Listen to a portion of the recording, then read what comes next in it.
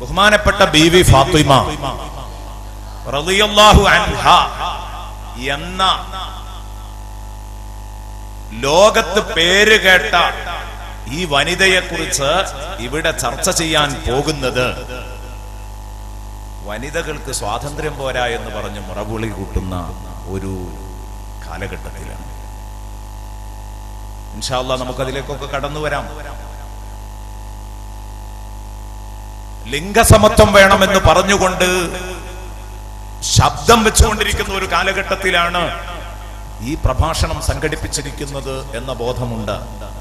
അതുകൊണ്ട് തന്നെ ഒരു പെണ്ണ് എന്ന നിലക്ക് എന്താണ് ബഹുമാനപ്പെട്ട ബീവി ഫാത്തിമയുടെ ഇടം ഈ സമൂഹത്തിൽ? ഇത് മനസ്സിലാക്കുമ്പോൾ തീർച്ചയായിട്ടും നമുക്ക് പലതും ഉൾക്കൊള്ളാനുണ്ടാവും. ഇൻഷാ അല്ലാഹ് ലോകം കണ്ട ഏറ്റവും വലിയ ബുദ്ധിമാൻ മൈക്കിൾ എച്ച് ഹാർട്ടിന്റെ ഭാഷയിൽ മുഹമ്മദുർ റസൂലുള്ളാഹിയാണ്.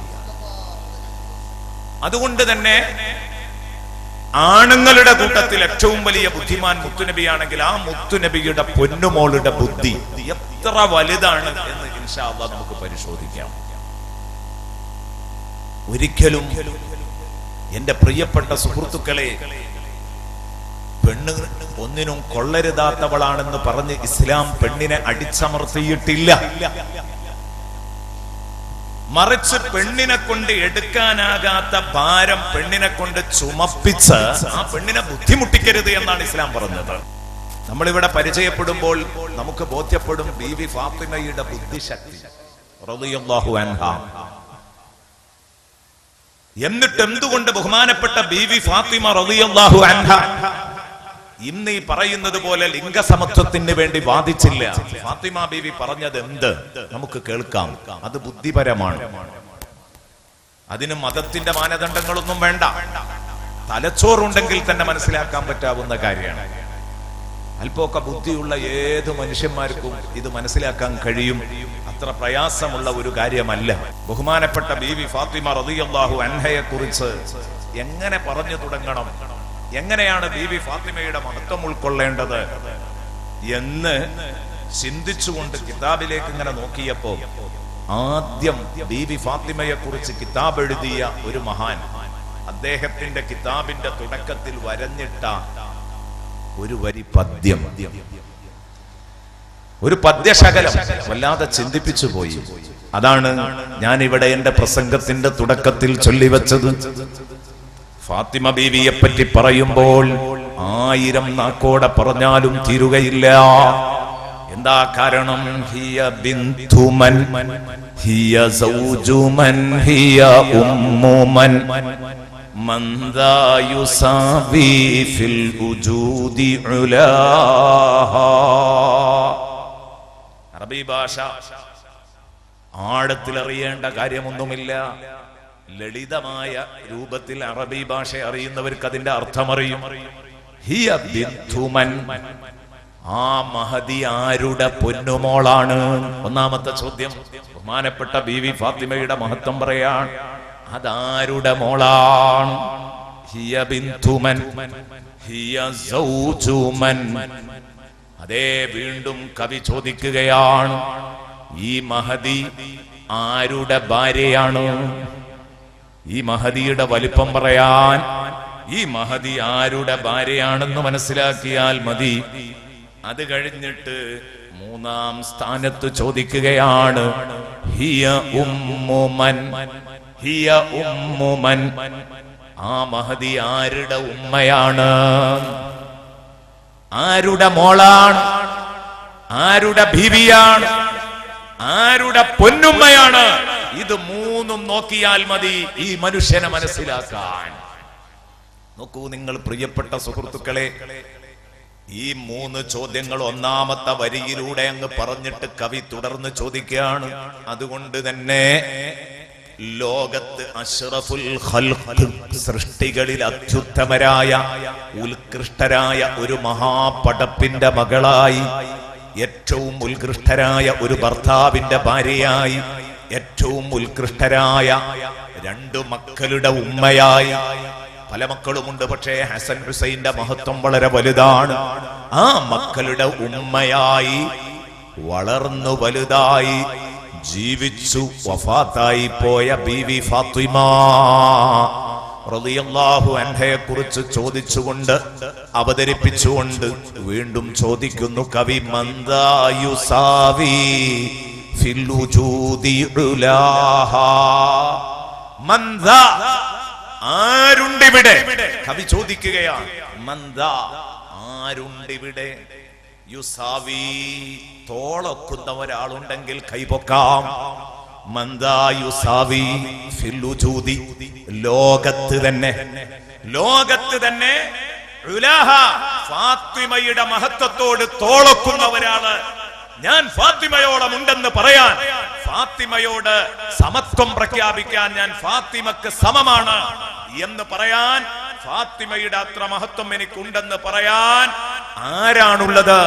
അവർക്ക് കൈപൊക്കാവുന്നതാണ്. കവി ചോദിക്കുകയാണ്, മന്ദാ യുസാവി ഫിൽ വജൂദി ഉലാഹാ.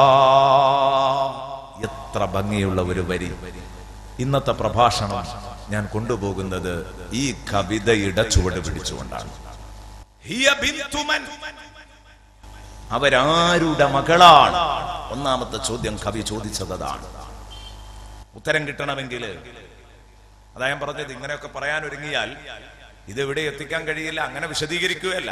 പക്ഷേ അതിന്റെ ആ മർമ്മം മാത്രം നിങ്ങളെ അറിയിക്കുക എന്ന് മാത്രമേ എനിക്ക് ലക്ഷ്യമുള്ളൂ. ബഹുമാനപ്പെട്ട ബീവി ഫാത്തിമ റളിയല്ലാഹു അൻഹ ആരുടെ മകളാണ്?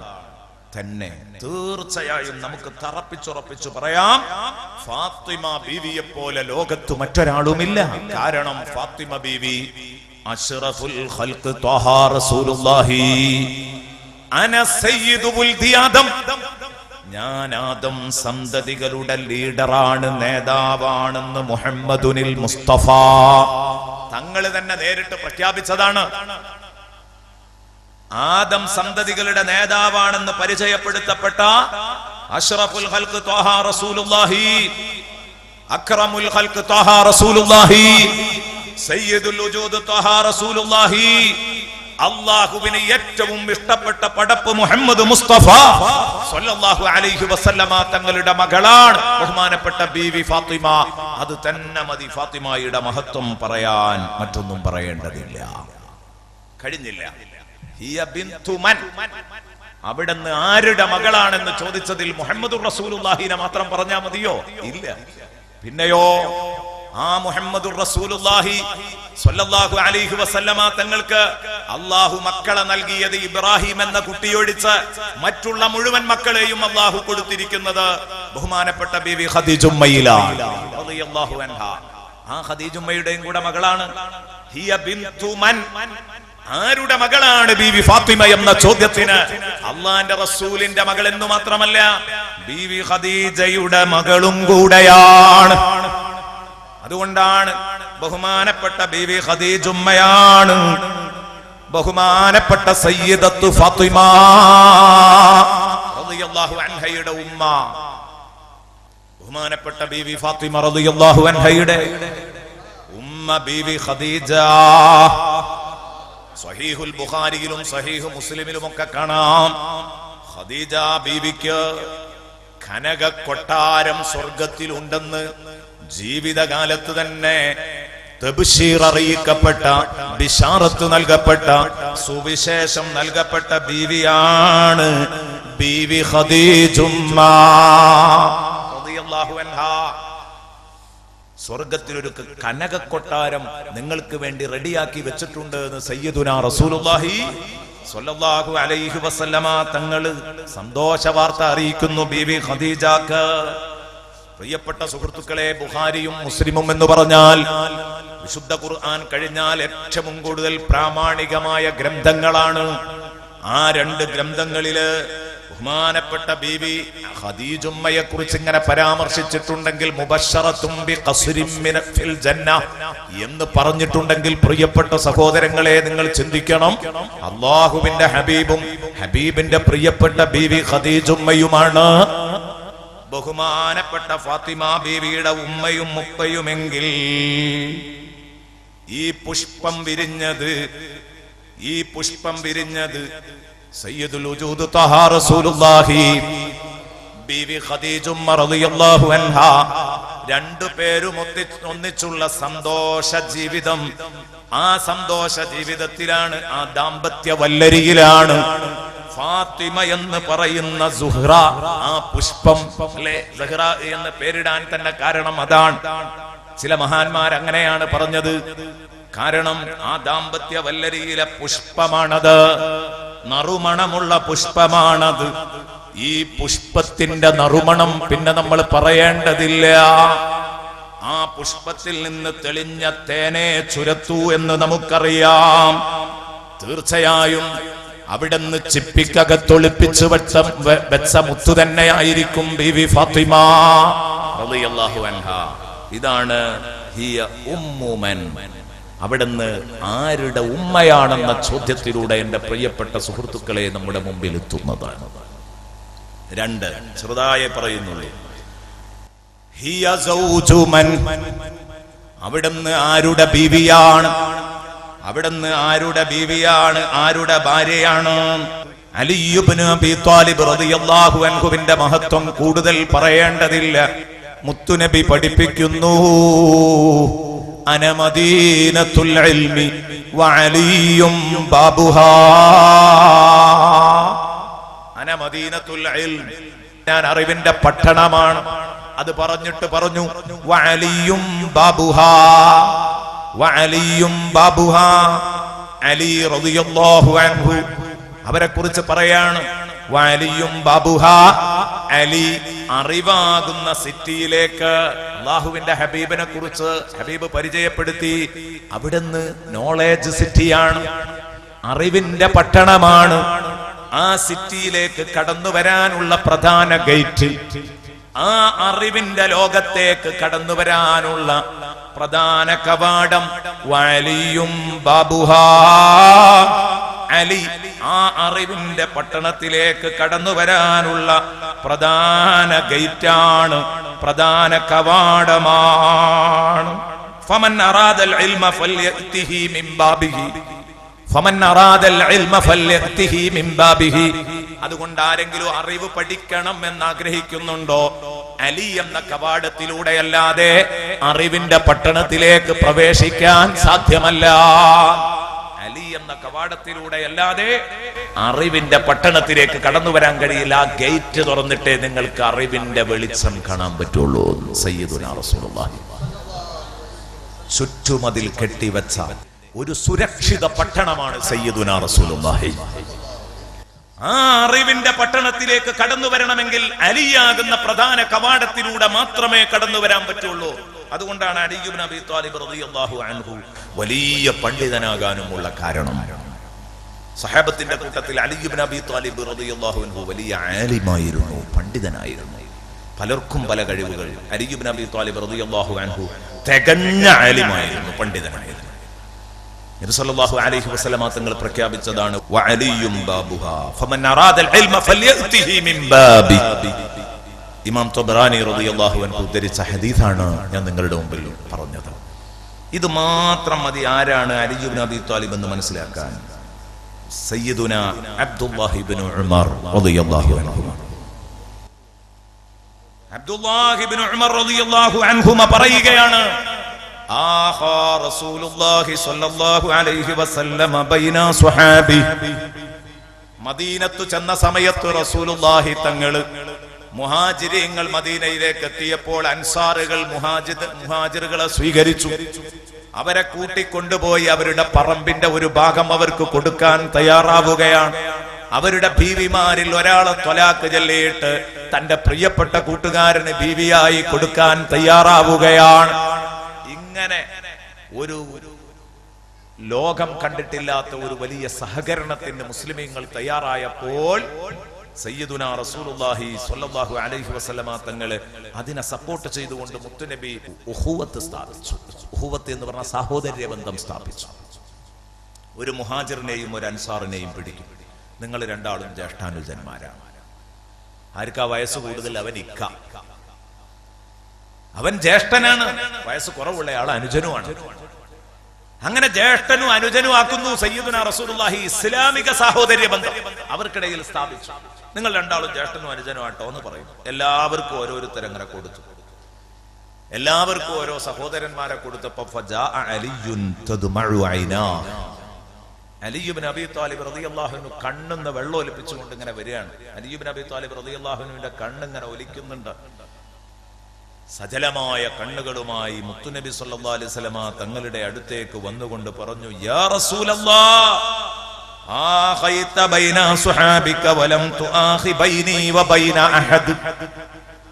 ആഖൈത ബൈന സുഹാബിക, നബിയെ തങ്ങൾ തങ്ങളുടെ സ്വഹാബത്തിന്റെ ഇടയിൽ ഓരോ മുഹാജിറുകളുടെയും അൻസാറുകളുടെയും ഇടയിൽ സാഹോദര്യ ബന്ധം സ്ഥാപിച്ചു. വലം തുആഖി ബൈനി വബൈന അഹദ്, എന്റെയും മറ്റൊരാളുടെയും ഇടയിൽ തങ്ങള് സാഹോദര്യ ബന്ധം സ്ഥാപിച്ചിട്ടില്ല. എനിക്കൊരു കൂട്ടുകാരനെ തന്നിട്ടില്ല. ഞാൻ മാത്രം കൂട്ടുകാരനില്ലാതെ ഒറ്റപ്പെട്ട തുരുത്തിൽ അകപ്പെടുവോ മുത്തുനബിയെ സ്വല്ലല്ലാഹു അലൈഹി വസല്ലമ തങ്ങളോട് ചോദിക്കുമ്പോഴേക്ക് ഹബീബിന്റെ മറുപടി ഫഖാല ലഹു റസൂലുള്ളാഹ്, അല്ലാഹുവിന്റെ റസൂൽ അലി ഇബ്നു അബീ ത്വാലിബ് തങ്ങളോട് പറഞ്ഞു, നീ കൂട്ടുകാരനില്ലാതെ ഒറ്റപ്പെടുമോ എന്നാണോ നിന്റെ ഭയം അലി? അൻത അഖീ ഫിദ്ദുനിയ വൽ ആഖിറ, അൻത അഖീ ഫിദ്ദുനിയ വൽ ആഖിറ, അൻത അഖീ ഫിദ്ദുനിയ വൽ ആഖിറ. നിനക്ക് കൂട്ടുകാരനായിട്ട് ഞാനുണ്ട്, എനിക്ക് കൂട്ടുകാരനായിട്ട് നീയുമുണ്ട്. അൻത അഖീ, നീയാണ് എന്റെ അനുജൻ, നീയാണ് എന്റെ സഹോദരൻ. ഫിദ്ദുനിയ വൽ ആഖിറ, ദുനിയാവിലും ആഖിറത്തിലും നിന്റെ സുഹൃത്ത് ഞാനാണ്, ബേജാറാവരുത് കേട്ടോ. നോക്കൂ നിങ്ങൾ, നമുക്ക് അഭിപ്രായം പറയാൻ ഇമാമിങ്ങൾ സ്വാതന്ത്ര്യം നൽകിയിട്ടില്ലാത്ത ഒരു കേസുണ്ട്. ഏതാണ് ആ കേസ്? നമുക്കതിൽ അഭിപ്രായം പറയാൻ അധികാരമില്ല. അലി മുആവിയ വിവാദം, ഇങ്ങനെ ഒരു കേസുണ്ട്. പണ്ഡിതന്മാർ പറഞ്ഞു, നിങ്ങൾ അതിൽ ഇടപെട്ടുകൊണ്ട് എന്തെങ്കിലും പറഞ്ഞ്, അലിയാരും മുആവിയയും റളിയല്ലാഹു അൻഹുമാ രണ്ടുപേരും പരിശുദ്ധരാണ്. അവരവരുടേതായ വശങ്ങളിലൂടെ ഗവേഷണം നടത്തി. അലിയും മുആവിയയും ഒപ്പം ഭരണം നടത്തുന്ന കാലഘട്ടത്തില് ചെറിയ ചെറിയ എതിർപ്പുകൾ ഇങ്ങനെ വരുന്നു, വിവാദങ്ങൾ ഉണ്ടാവുന്നു. അതിൽ നമ്മുടെ നാവ് വെച്ച് നമ്മൾ വഷളാവരുത്. ഇമാമിങ്ങൾ കിതാബുകളിൽ എഴുതി, ഇമാമിങ്ങൾ കിതാബുകളിൽ എഴുതി. അതുകൊണ്ട് തന്നെ പ്രിയപ്പെട്ട സഹോദരങ്ങളെ, അതിലേക്ക് നമ്മൾ കടന്നു വരുന്നില്ല. അതല്ല നമ്മുടെ വിഷയം. അലി മുആവിയ സംഘട്ടനം എന്ന് പലരും അല്പം അദബ് കുറവോടുകൂടെ എഴുതിപ്പോയ ഒരു സംഭവമാണ് ഇതൊക്കെ. ഈ സംഭവത്തിൽ കാണാം, മുആവിയ റളിയല്ലാഹു അൻഹു സഅദ് റളിയല്ലാഹു അൻഹുവിനെ വിളിച്ചുകൊണ്ട് ചോദിക്കുകയാണ്.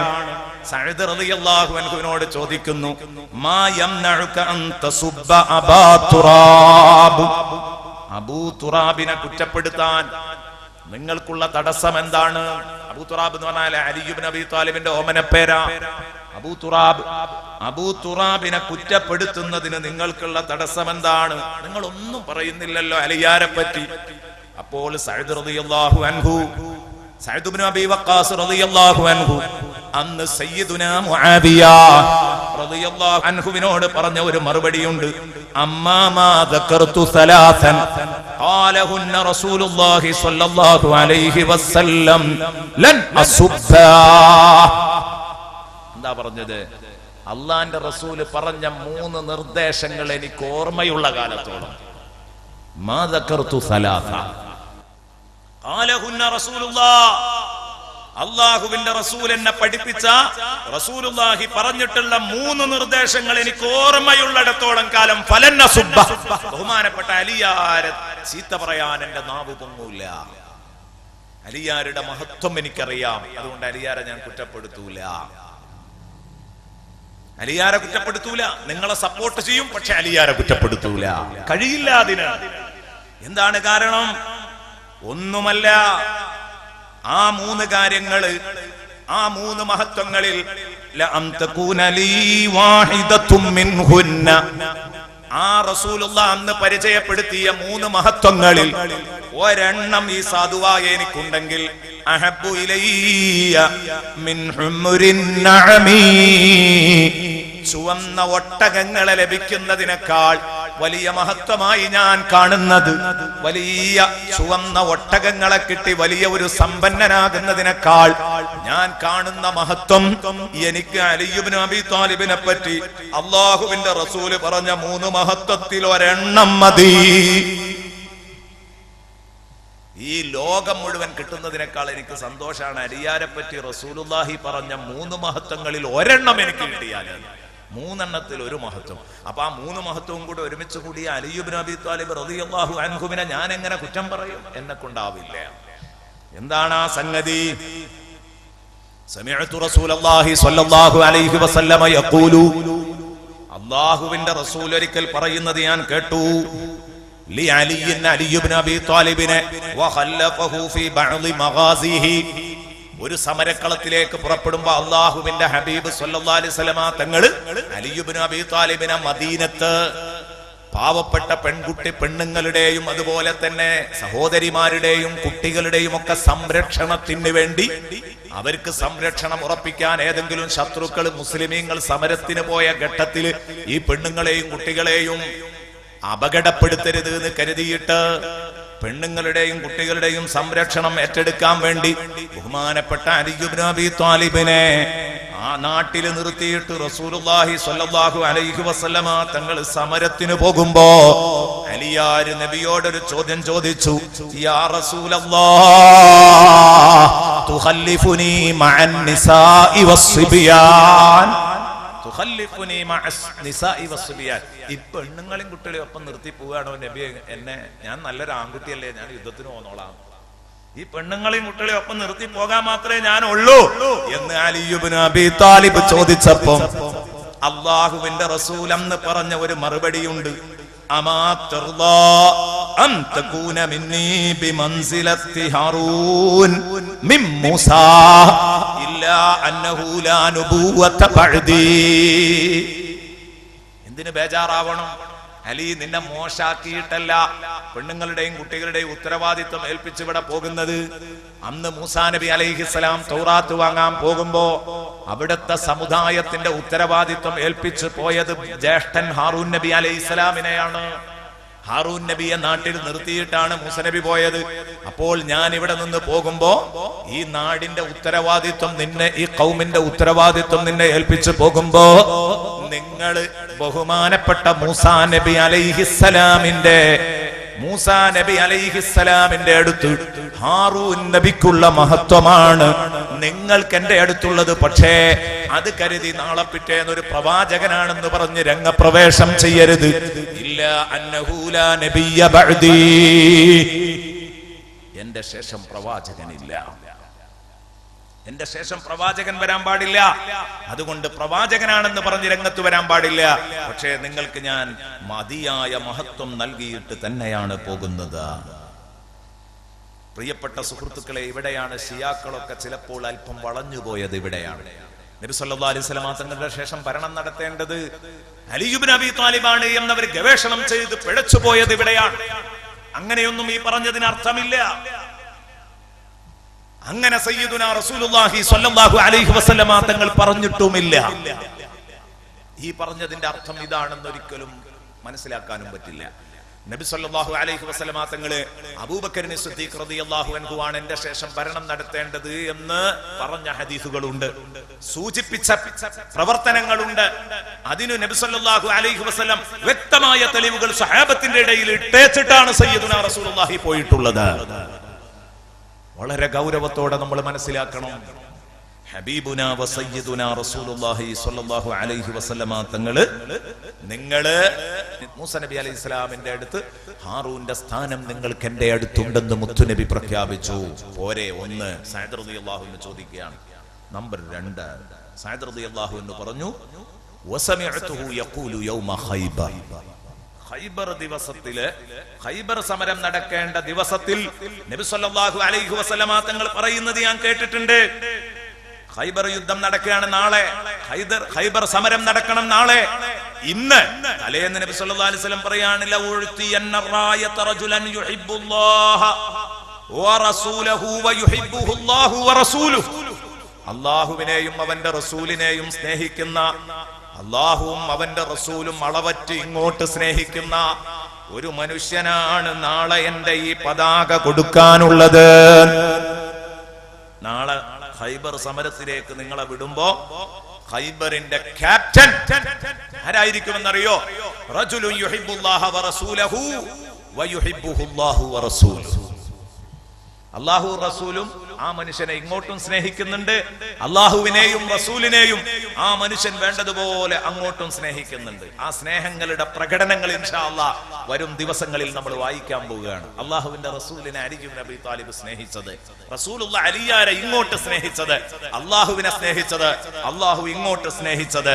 ഏതാവട്ടെ, സ്നേഹം വൺ വേ ആകുമ്പോൾ ആ സ്നേഹത്തിന് കട്ടി കുറയും. സ്നേഹം രണ്ട് ഭാഗത്തുനിന്ന് ഒരുപോലെ വന്ന് മുട്ടുമ്പോഴാണ് സ്നേഹത്തിന് ഭദ്രത ഉണ്ടാവുക. ആ ദാമ്പത്യ ബന്ധം അവസാനം വരെ അങ്ങ് നീണ്ടുപോകും അല്ലേ? പുതിയാപ്പിളയും പുതിയൊണ്ണുമാണെങ്കിൽ കൂട്ടുബന്ധാണെങ്കിലും അങ്ങനെ തന്നെയാണ്. സുഹൃത്തുക്കൾ മരിക്കോളും സുഹൃത്തുക്കൾ, തെറ്റിപ്പിരിയാത്ത സുഹൃത്തുക്കളുണ്ട്, അങ്ങനെ അങ്ങ് പോകും. നേരെ മറിച്ച് ഏതെങ്കിലും ഒരു ഭാഗത്ത് ഒരൽപ്പം ഈ സ്നേഹബന്ധത്തിന് കട്ടി കുറഞ്ഞു പോയാൽ ഇടയ്ക്കിടെ അതിങ്ങനെ മുഴച്ചുകൊണ്ടിരിക്കും, പ്രശ്നങ്ങൾ ഉണ്ടായിക്കൊണ്ടിരിക്കും, എതിർപ്പുകൾ ഉണ്ടായിക്കൊണ്ടിരിക്കും. അള്ളാഹുവിനെയും റസൂലിനെയും അങ്ങോട്ട് സ്നേഹിച്ചാൽ മാത്രം പോരാ, അള്ളാഹു റസൂലും ഇങ്ങോട്ടും സ്നേഹിക്കണം. റളിയല്ലാഹു അൻഹും വറദു അൻഹു. റളിയല്ലാഹു അൻഹും വറദു അൻഹു. അള്ളാഹു അവരെ പൊരുത്തപ്പെട്ടു, അവർ പടച്ചോനെയും പൊരുത്തപ്പെട്ടു. ഇതൊക്കെ പറയണമെങ്കിൽ എവിടെ എത്തണം? സ്വാലിഹീങ്ങളായ മുഅ്മിനീങ്ങൾക്ക് മാത്രം ഉള്ളതാണ് റളിയല്ലാഹു അൻഹും വറദു അൻഹു എന്ന് പറയുന്ന ഗുണം. സുബ്ഹാനല്ലാഹ്. ഞാൻ പറഞ്ഞു വന്നത് ബഹുമാനപ്പെട്ട സയ്യിദുനാ റസൂലുള്ളാഹി തങ്ങൾ പറഞ്ഞു, ഇങ്ങനെയുള്ള ഒരു മനുഷ്യനാണ് കേട്ടോ ഞാൻ നാളെ ഈ കൊടി കൊടുക്കാൻ പോകുന്നത്, ഈ സമര പതാക കൈമാറാൻ പോകുന്നത് എന്ന് പറഞ്ഞു. അപ്പോൾ സഅദ് റളിയല്ലാഹു അൻഹു പറയാ, ഫതതാവൽനാ ലഹാ, ഞങ്ങളൊക്കെ പിറ്റേന്ന് ഇങ്ങനെ റസൂലുള്ളാഹി സ്വല്ലല്ലാഹു അലൈഹി വസല്ലമ തങ്ങളുടെ അടുത്ത് പ്രിയപ്പെട്ട കൂട്ടുകാര്, സൈന്യങ്ങൾ എല്ലാവരും ഇങ്ങനെ സമ്മേളിച്ചു നിന്നപ്പോ അള്ളാഹുവിന്റെ റസൂലിന്റെ സദസ്സിൽ നിന്ന് ഫതതാവൽനാ ലഹാ, ആ പതാക കിട്ടാൻ വേണ്ടി ഞങ്ങളൊക്കെ ഇങ്ങനെ എത്തി വലിഞ്ഞു നിന്നു. എന്നെ വിളിച്ചെങ്കിൽ എന്താ അത്? ബിരിയാണി തിന്നാനല്ല, സൽക്കാരത്തിന് പോകാനല്ല, കല്യാണത്തിന് പോയി വാ എന്ന് പറയാനല്ല, സമരക്കളത്തിലെ യോദ്ധാക്കളുടെ നേതൃത്വം ഏറ്റെടുക്കാൻ വേണ്ടിയിട്ട് സയ്യിദുനാ റസൂലുള്ളാഹി വിളിക്കുന്നതിന് എന്നെ വിളിച്ചെങ്കിൽ എന്ന് കരുതി ഞങ്ങൾ ഇങ്ങനെ എന്ത് ചെയ്യാണ്? ഞങ്ങൾ അതിനു വേണ്ടി ഇങ്ങനെ നീണ്ടു വലിയാണ്. എന്നെ വിളിച്ചെങ്കിൽ ആൾക്കൂട്ടത്തിൽ നിന്ന് കാണാതെ പോകരുത് എന്ന് കരുതിയിട്ട് ഇങ്ങനെ നീണ്ടു നിൽക്കും. എന്താണ് ഇത്ര താല്പര്യപ്പെട്ടത്? എന്നെ ഒന്ന് വിളിച്ചെങ്കിൽ എന്ന് സ്വഹാബത്ത് ഓരോരുത്തരും താല്പര്യപ്പെടാനുള്ള കാരണം എന്താ? അള്ളാഹുവിന്റെ റസൂല് തലേനാള് നുബുവത്തിന്റെ തിരുനാക്ക് കൊണ്ട് പ്രവചിച്ച പ്രവചനമാണ്.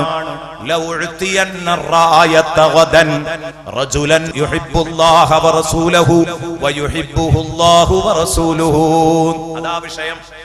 അള്ളാഹുവും റസൂലും ആ മനുഷ്യനെ സ്നേഹിക്കുന്നുണ്ട്, അള്ളാഹുവിനെയും റസൂലിനെയും ആ മനുഷ്യനും സ്നേഹിക്കുന്നുണ്ട്. തെളിഞ്ഞ മഹബത്തുണ്ട്, ആദർശ മഹബത്തുണ്ടെന്ന് മുത്തുനബി നുബുവത്തിന്റെ തിരുനാക്ക് കൊണ്ട് പറഞ്ഞ ആ മനുഷ്യൻ ഞാനായെങ്കിൽ എന്നോരോരുത്തരും ആഗ്രഹിക്കുകയാണ്. ഞങ്ങളെല്ലാവരും ഇങ്ങനെ എത്തി നിന്നു, എന്നെ വിളിച്ചെങ്കിൽ. അപ്പോഴാണ് നബി തങ്ങൾ പറഞ്ഞത്, നബി തങ്ങൾ സദസ്സിലേക്ക് ഇങ്ങനെ നോക്കിയിട്ട് വിളിക്കാൻ ഉദ്ദേശിച്ച ആളെ കാണുന്നില്ല. അള്ളാന്റെ റസൂല് പറഞ്ഞു, ഉദ്ഉലി അലിയ, എന്റെ അലിയാരെ എവിടെയാണ്? എനിക്ക് വേണ്ടി അലിയാരെ ഒന്ന് വിളിക്കൂ. അപ്പോഴാണ് സദസ്സിൽ നിന്ന് പറഞ്ഞത്, അലിയാര് ചെങ്കണ്ണ് രോഗം ബാധിച്ച്, റമദ് ബാധിച്ച്, ചെങ്കണ്ണ് രോഗം ബാധിച്ച് വീട്ടിൽ കിടപ്പാണല്ലോ തങ്ങളെ. നബി തങ്ങൾ പറഞ്ഞു, അദ്ദേഹത്തെ കൊണ്ടുവാ. അലി ഇബ്നു അബീ താലിബിനെ കൊണ്ടുവന്നു. കണ്ണിന് തീരെ സുഖമില്ല, ചെങ്കണ്ണ് രോഗം ബാധിച്ചിരിക്കുകയാണ്. ചെങ്കണ്ണ് രോഗം ബാധിച്ചിരിക്കുകയാണ്. ഒരു 8 ദിവസം 10 ദിവസം ഉണ്ടായാ കുടുങ്ങുമല്ലോ. ഉണ്ടായവർക്കറിയാം. അള്ളാഹുവിന്റെ ഹബീബിന്റെ അടുത്തേക്ക് വന്ന ഉടനെ തന്നെ സയ്യിദുനാ റസൂലുള്ളാഹി ഫബസഖ ഫീ ഐനൈ, മുത്തുനബിയുടെ ശറഫാക്കപ്പെട്ട തുപ്പുനീര് ആ കണ്ണിലേക്കാക്കുന്നു സയ്യിദുനാ റസൂലുള്ളാഹി. ഹബീബിന്റെ തുപ്പുനേര് കണ്ണിൽ പുരട്ടിക്കൊടുക്കുന്നു. ആ ശറഫാക്കപ്പെട്ട തുപ്പുനീര് ആ കണ്ണിലെത്തുന്നതോടുകൂടെ രോഗം ആ നിമിഷം അങ്ങ് സുഖപ്പെട്ടു. പിന്നെ രോഗമില്ല, പിന്നെ കണ്ണിനൊരു ചമർപ്പ് പോലുമില്ല, എല്ലാം സുഖമായി. സമര പതാക ബഹുമാനപ്പെട്ട സയ്യിദുന അലി ഇബ്നു അബീ ത്വാലിബ് റളിയല്ലാഹു അൻഹുവിനെ ഹാൻഡ് ഓവർ ചെയ്തു, കൈമാറി. സുബ്ഹാനല്ലാഹ്, ഖൈബർ യുദ്ധത്തിൽ ആൺകുട്ടിയെ പോലെ ലോകോത്തര വിജയം നേടി അലി ഇബ്നു അബീ ത്വാലിബ് റളിയല്ലാഹു അൻഹു തിരിച്ചു. ഫഫതഹല്ലാഹു അലൈഹി സയ്യിദുനാ റസൂലുള്ളാഹി സ്വല്ലല്ലാഹു അലൈഹി വസല്ലം അന്ന റജുലുൻ യുഹിബ്ബുല്ലാഹ വറസൂലഹു വയുഹിബ്ബുഹുല്ലാഹു വറസൂലുഹു എന്ന് പറഞ്ഞ് ആ ഗുഡ് സർട്ടിഫിക്കറ്റ് നൽകിയ ആ മനുഷ്യൻ അലി ഇബ്നു അബീ ത്വാലിബ് ആയിരുന്നു. അതുകൊണ്ട് ഈ പാവപ്പെട്ട സഅദിന്റെ നാക്ക് അലിയാരെ കുറ്റം പറയാൻ പൊങ്ങൂല, അലിയാരെ കുറ്റം പറയാൻ പൊങ്ങുകയില്ല. അതുപോലെ തന്നെ മൂന്നാമത്തെ വിഷയം അവിടുന്ന് പറഞ്ഞു, ഖുൽ തആലൂ നദ്ഉ അബ്നാഅനാ വഅബ്നാഅകും എന്ന് പറഞ്ഞ ആയത്ത്. ഈ ആയത്തിറങ്ങിയപ്പം സയ്യിദുനാ റസൂലുള്ളാഹി സ്വല്ലല്ലാഹു അലൈഹി വസല്ലം തങ്ങൾ പറഞ്ഞ മറുപടി, നബി സല്ലല്ലാഹു അലൈഹി വസല്ലമ തങ്ങളെ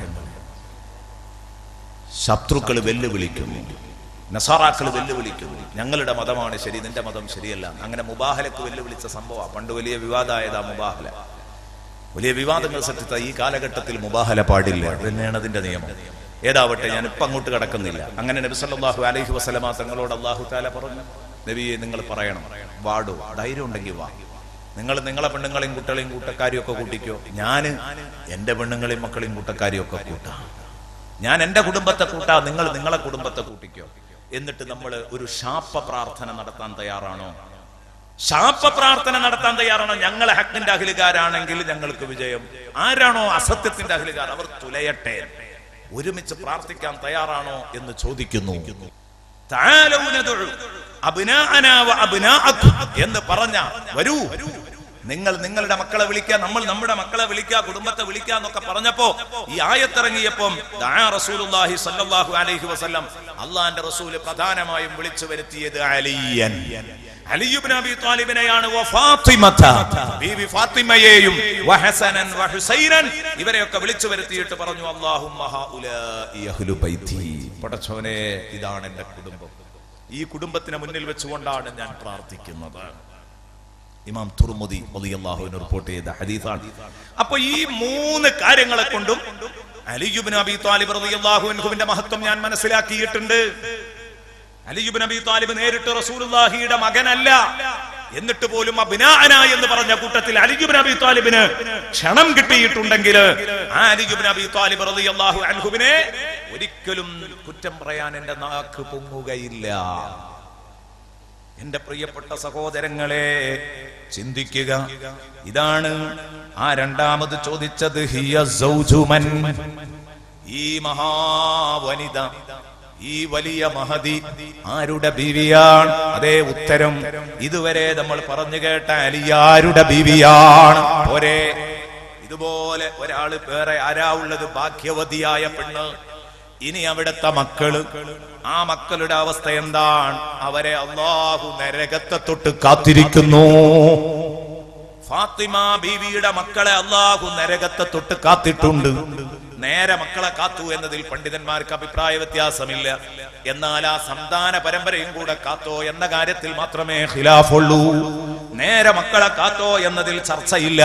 ബഹുമാനപ്പെട്ട അബ്ദുല്ലാഹി ഇബ്നു അബ്ബാസ് റളിയല്ലാഹു അൻഹുമ പറയാണ്, സ്വല്ലാ റസൂലുള്ളാഹി സ്വല്ലല്ലാഹു അലൈഹി വസല്ലമ സ്വലാത്തുൽ അസ്ർ, നബി തങ്ങൾ ഒരു അസ്ർ നിസ്കരിച്ചപ്പോൾ, ഒരു ദിവസം അസ്ർ നിസ്കരിച്ചു, നാലാമത്തെ റക്അത്തിൽ മുത്തുനബി സ്വല്ലല്ലാഹു അലൈഹി വസല്ലം സുജൂദിലേക്ക് അങ്ങ് പോയപ്പോൾ അഖ്ബലൽ ഹസനു വൽ ഹുസൈനു ഹത്താ റകിബാ അലാ ളഹരി റസൂലില്ലാഹ്.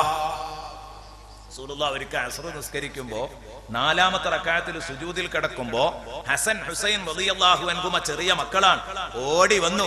അവര് റസൂലുള്ളാഹിന്റെ പുറത്ത് കയറിയിരുന്നു. അങ്ങനെ ഉണ്ടല്ലോ, വല്യാപ്പാന്റെ പുറത്ത് കയറിയിരുന്നു. ചെറിയ കുട്ടികൾ അങ്ങനെയൊക്കെ വികൃതികളൊക്കെ കാണിക്കുമല്ലോ, അത് സ്നേഹമാണ്. എന്നല്ല, മക്കളെക്കാളേറെ സ്നേഹം ഉണ്ടാകുക പേരമക്കളോടാ. മക്കളെക്കാളേറെ സ്നേഹം ഉണ്ടാകുക പേരമക്കളോടാ.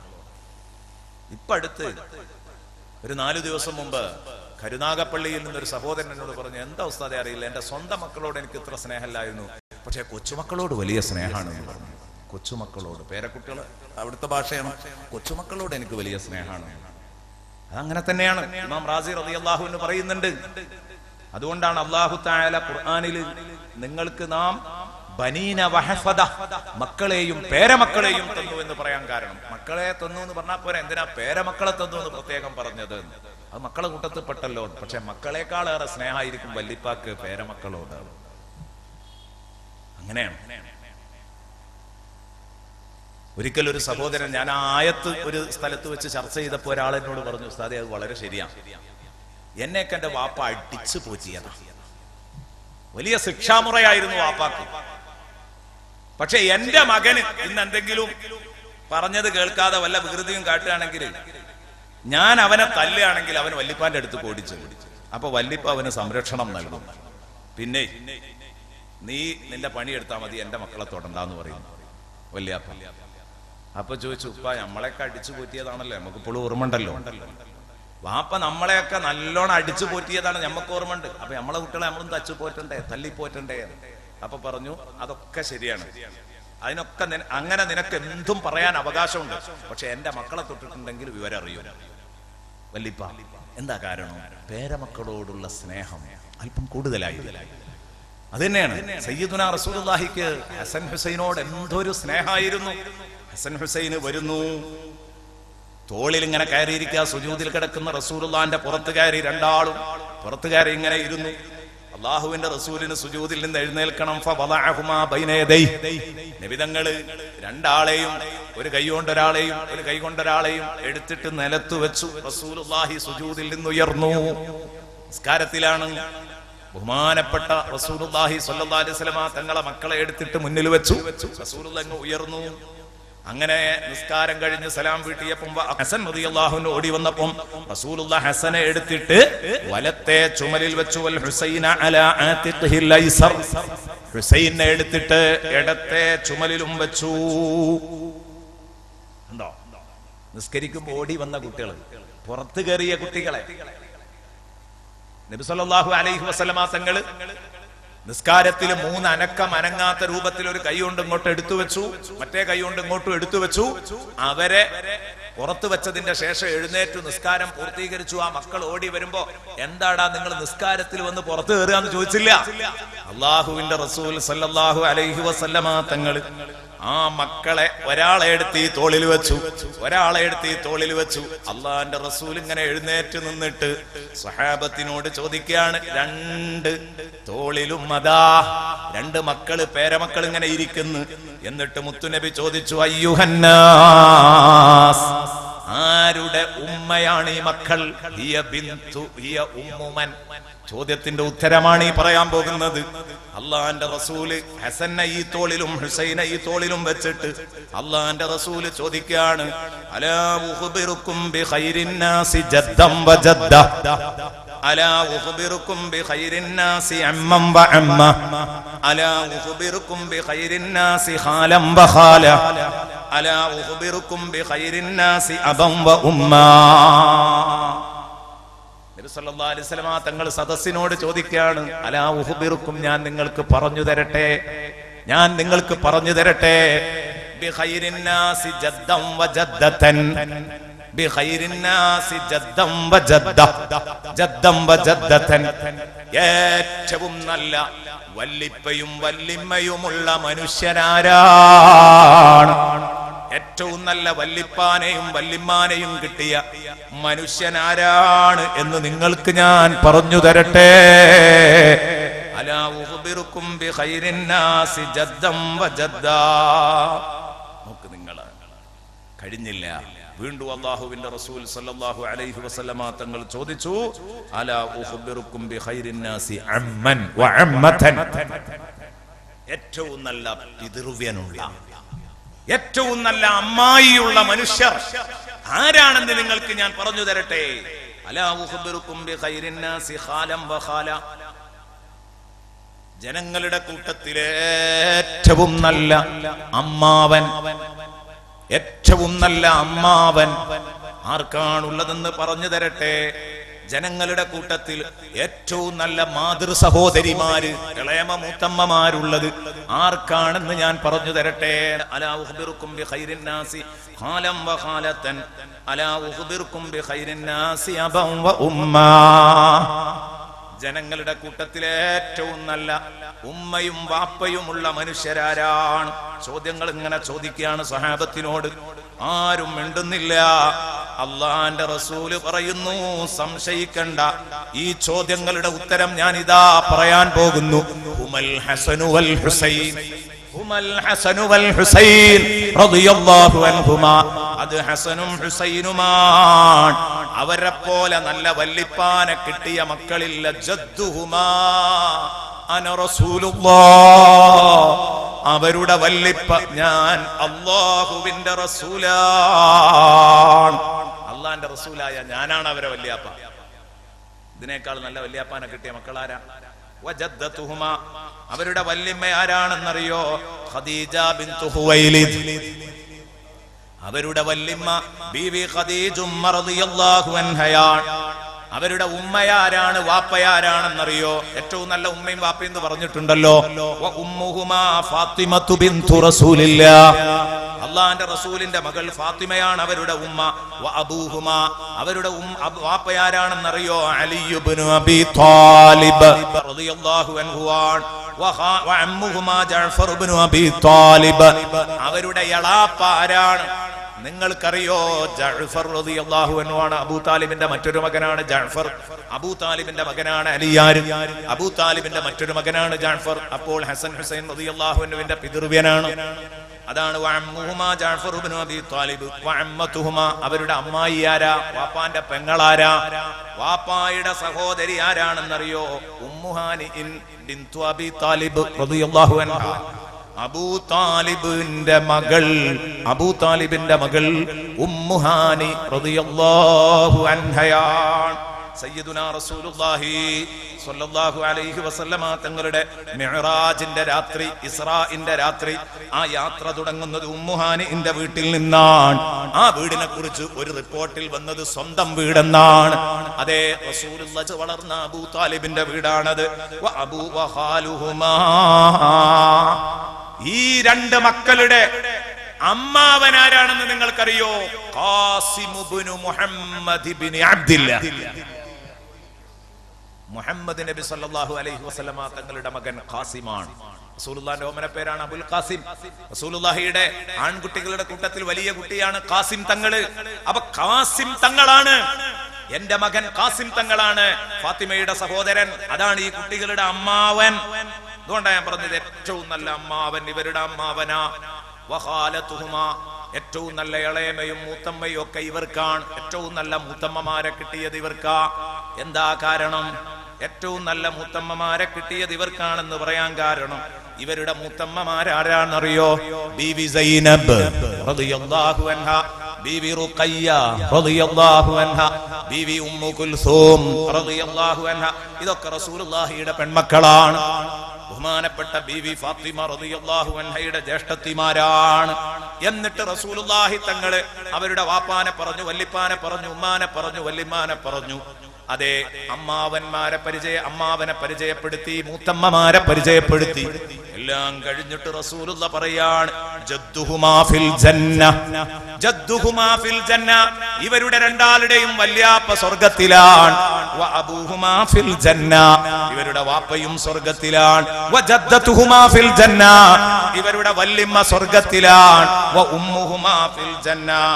ഇവരുടെ ഉമ്മയും സ്വർഗ്ഗത്തിലാണ്. വ അമ്മുഹുമാ വ അമ്മതുഹുമാ ഫിൽ ജന്ന. ഇവരുടെ പിതൃവ്യന്മാരും ഇവരുടെ പിതൃ സഹോദരിമാരും സ്വർഗ്ഗത്തിലാണ്. വ ഖാലാതുഹുമാ ഫിൽ ജന്ന. ഇവരുടെ മൂത്തമ്മമാര് സ്വർഗ്ഗത്തിലാണ്. വ ഖാലുഹുമാ ഫിൽ ജന്ന. ഇവരുടെ അമ്മാവന്മാരും സ്വർഗ്ഗത്തിലാണ്. വഹുമാ ഫിൽ ജന്ന. ഇവർ രണ്ടുപേരും ഇവരും സ്വർഗ്ഗത്തിലാണ്. വ ഉഖ്തുഹുമാ ഫിൽ ജന്ന. ഇവരുടെ സഹോദരിയും സ്വർഗ്ഗത്തിലാണ്. സയ്യിദുനാ റസൂലുള്ളാഹി പോരെ. ഇതാണ് കവി ചോദിച്ചത്, ഹിയ ഉമ്മുമൻ, ഹിയ ഉമ്മുമൻ. ആരുടെ ഉമ്മയാണ്? ഇപ്പറഞ്ഞവരുടെ ഉമ്മയാണ്. അത് മാത്രം മനസ്സിലാക്കിയാൽ മതി. ബഹുമാനപ്പെട്ട ബീവി ഫാത്തിമയുടെ മഹത്വം മനസ്സിലാക്കാൻ. ഇനി ആരാണ് ബീവി ഫാത്തിമ റളിയല്ലാഹു അൻഹ? സയ്യിദുനാ റസൂലുള്ളാഹി സ്വല്ലല്ലാഹു അലൈഹി വസല്ലമ തങ്ങൾക്ക് നാലാമത് ജനിക്കുന്ന പെൺമകളാണ്. നാലാമത്തെ പെൺമകളാണ്. എന്തുകൊണ്ട് അത് ഹൈലൈറ്റ് ചെയ്തു പറഞ്ഞു? നാലാമത്തെ പെൺമകളാണ്. അല്ലേ? നമ്മളിലൊക്കെ പലരും ഏത് ഈ സ്ത്രീ പുരുഷ സമത്വത്തിന് വേണ്ടി വാദിച്ചുകൊണ്ടിരിക്കുന്ന, ലിംഗസമത്വത്തിന് വേണ്ടി വാദിച്ചു. ലിംഗസമത്വം എന്നൊരു സംഗതിയല്ല, അത് നടക്കാകാര്യമാണ്, നടക്കാത്ത കാര്യമാണ്. ഖുർആൻ വ്യക്തമായി പറഞ്ഞതാണ്. അതിലേക്ക് ഞാൻ വരാം. ലിംഗനീതി മാത്രമാണ് ഇസ്ലാം ഉറപ്പുവരുത്തുന്നത്. ലിംഗസമത്വം ഇസ്ലാം ഉറപ്പുവരുത്തുന്നില്ല, ലിംഗനീതി ഉറപ്പുവരുത്തുന്നു. ആണിനും പെണ്ണിനും നീതി ഉറപ്പാക്കുന്നു. ഒരാളോടും അനീതി കാണിക്കുന്നില്ല ഇസ്ലാം. ആണിനോടും കാണിക്കുന്നില്ല, പെണ്ണിനോടും കാണിക്കുന്നില്ല. രണ്ടുപേർക്കും നീതി വകവെച്ചു കൊടുക്കുന്നുണ്ട്. പക്ഷെ സമത്വം അതിവിടെ നടക്കാത്ത കാര്യമാണ്. എന്തിനു വെറുതെ ഒച്ചപ്പാടുണ്ടാക്കണം? അങ്ങനെ ഒരു സംഗതി ഇല്ല. എന്നാല് നിങ്ങൾ മനസ്സിലാക്കേണ്ടത്, ഇതിനൊക്കെ മുറവിളി കൂട്ടുന്ന ആളുകൾ, ഇവിടെ കുഞ്ഞ് ഗർഭത്തിൽ വളരുന്ന ശിശു, ആ ഗർഭസ്ഥ ശിശു സ്ത്രീലിംഗമാണ്, അവരുടെ ലിംഗം എന്ന് തിരിച്ചറിഞ്ഞു കഴിഞ്ഞാൽ അത് പണം സ്വീകരിച്ച് അത് അലസിപ്പിച്ചു കൊടുക്കാൻ വിദ്യാഭ്യാസമുള്ള ആളുകൾ ഇവിടെ ഉണ്ട്. അല്ലെ? അലസിപ്പിച്ചു കൊടുക്കാൻ ആളുകളുണ്ട്. ഈ സന്താന നിയന്ത്രണത്തിന് വേണ്ടി മുറവിളി കൂട്ടുന്ന ആളുകളുണ്ട്. പെണ്ണുങ്ങളെ ജീവിക്കാൻ അനുവദിച്ചുകൂടാന്ന് പറയുന്നവർ ഇന്നും എന്റെ പ്രിയപ്പെട്ട സുഹൃത്തുക്കളെ ലിംഗനിർണയം നടത്തി അബോർഷനുകൾ അധികരിച്ചുകൊണ്ടിരിക്കുന്ന ഒരു കാലഘട്ടം. ഇതിനെതിരെയൊക്കെ അന്ന് ആദ്യം ശബ്ദിക്ക്, എന്നിട്ട് മതി ഈ ആവശ്യമില്ലാത്ത കാര്യത്തിന് ഒച്ചപ്പാടുണ്ടാക്കാൻ. ആവശ്യമില്ലാത്ത കാര്യത്തിന് പിന്നെ ഒച്ചപ്പാടുണ്ടാക്കാം. കഴിയുമെങ്കിൽ പച്ചയായിട്ട് ഇത്തരം വേണ്ടാത്തരങ്ങൾ നടക്കുന്നുണ്ട്, നടത്തി കൊടുക്കുന്നുണ്ട് എന്നുറപ്പുള്ള ഹോസ്പിറ്റലുകൾക്കെതിരെ, ഡോക്ടർമാർക്കെതിരെ എന്തുകൊണ്ട് ഇവിടെ ഈ പറയുന്ന പുരോഗമനവാദികളൊന്നും നാവനക്കുന്നില്ല? ഒരാൾക്കും നാവനക്കാനാവില്ല. അതൊക്കെ ഒന്ന് നടത്ത്. ആദ്യം ചെയ്യേണ്ടത് അതാ. അതേസമയം പരിശുദ്ധ ദീനുൽ ഇസ്ലാം ലിംഗനീതി ഉറപ്പുവരുത്തുന്നു. ആണായാലും പെണ്ണായാലും കുഞ്ഞിനെ കൊല്ലരുത്. ആണായാലും പെണ്ണായാലും കുഞ്ഞിനെ കൊല്ലരുത്. ഇസ്ലാമിനെ കുതിര കയറുന്നവരോട് ചോദിക്കട്ടെ, ഇസ്ലാം മതം വരുന്നതിന്റെ മുമ്പ് ഇവിടെ ഉണ്ടായിരുന്ന അവസ്ഥ എന്താ? പെണ്ണിന് ജീവിക്കാൻ പോലും അർഹതയില്ലാത്ത ഒരു കാലഘട്ടത്തില് ആ പെണ്ണിന് ജീവിക്കാൻ അർഹത വാങ്ങിക്കൊടുത്തത് സയ്യിദുനാ റസൂലുള്ളാഹിയാണ്, അള്ളാഹുവിന്റെ റസൂലാണ്. ഇത് തിരിച്ചറിയേണ്ടതുണ്ട്. അല്ലെ? അള്ളാഹുവിന്റെ റസൂലിന്റെ ആ കാലഘട്ടം ഒന്ന് ആലോചിച്ച് നോക്ക്. സയ്യിദുനാ റസൂലുള്ളാഹി സ്വല്ലല്ലാഹു അലൈഹി വസല്ലമ തങ്ങളുടെ കാലഘട്ടത്തിലെ അവസ്ഥ എന്താ? വിശുദ്ധ ഖുർആൻ പറയുന്നു, വഇദാ ബുശ്ശിറ അഹദുഹും ബിൽ ഉൻസാ വല്ല വജ്ഹുഹു മുസ്വദ്ദൻ വഹുവ കദീം. പെണ്ണാണ് ജനിച്ചതെന്ന് വാപ്പയറിഞ്ഞാൽ, ഖുർആന്റെ ഭാഷ സുന്ദരമാണ്. ആ ഭാഷ സുന്ദരമാണ്. എന്താണ് ആ ഭാഷ? ഇദാ ബുശ്ശിറ അഹദുഹും, മനുഷ്യന്മാരുടെ കൂട്ടത്തിൽ അന്നത്തെ ജനങ്ങളിൽ ഒരാൾക്ക് സന്തോഷ വാർത്ത അറിയിക്കപ്പെട്ടാൽ, സുവിശേഷം അറിയിക്കപ്പെട്ടാൽ, എന്താ പറഞ്ഞത്? സുവിശേഷമാണ്, പെൺകുട്ടി ഉണ്ടായി എന്നുള്ള വാർത്ത, ബിഷാറത്താണ്. ആ ഹാപ്പി ന്യൂസ് അവന് കൈമാറിക്കഴിഞ്ഞാൽ ബിൽ ഉൻസ, നിന്റെ പെണ്ണൊരു പെൺകുട്ടിക്ക് ജന്മം നൽകിയിരിക്കുന്നു എന്ന സന്തോഷ വാർത്ത കേൾക്കുമ്പോ വല്ല വജുഹു മുസ്വദ്ദ, പൂ പോലെ വിടരേണ്ട അവന്റെ മുഖം അതാ കരിപുരണ്ട് കരിവാളിച്ചു പോയി. അങ്ങനെ മറഞ്ഞു നിന്നിട്ട് ഇയാൾ ഇങ്ങനെ ചിന്തിക്കുകയാണ്, പഠിച്ചോനെ ഈ മോളിങ്ങനെ വളരുന്നുണ്ടല്ലോ, കുറച്ച് ദിവസമൊക്കെ എനിക്ക് പൂത്തി വെക്കാം, ഞാൻ പെൺകുട്ടികളുടെ വാപ്പയാണ് എന്ന് നാട്ടുകാരറിയൂല. പക്ഷേ 1 വയസ്സ് 1.5 വയസ്സ് കഴിഞ്ഞാൽ ഇവൾ പതുക്കെ ഇഴഞ്ഞു വലിഞ്ഞ് മുറ്റത്തേക്ക് ഇറങ്ങും. 4 വയസ്സ് കഴിഞ്ഞാൽ മുറ്റം ചുറ്റും ഓടാൻ തുടങ്ങും. അയൽപക്കത്തെ വീടുകളിലൊക്കെ ഓടി നടക്കാൻ തുടങ്ങും. ഇവൾ നടക്കാനും ഓടാനും അങ്ങായാൽ ഞാൻ പെൺകുട്ടിയുടെ വാപ്പയാണെന്ന് മാലോകരറിയുമല്ലോ. എന്താ റബ്ബേ ചെയ്യാ എന്ന് കരുതിയിട്ട് ഇയാൾ റൂമിൽ ഒളിഞ്ഞിരുന്ന് ചിന്തിക്കുകയാണ്, എന്ത് അയാൾ ആ മാനസിക സംഘർഷത്തിൽ അയാൾ തീരുമാനമെടുക്കാൻ കഴിയുന്നില്ല. സ്വന്തം കുഞ്ഞിനെ എന്ത് ചെയ്യണം എന്നൊരു പിടുത്തവും കിട്ടുന്നില്ല. അയുംസികുഹു അലാ ഹൂൻ അം യദുസ്സുഹു ഫിത്തുറാബ്.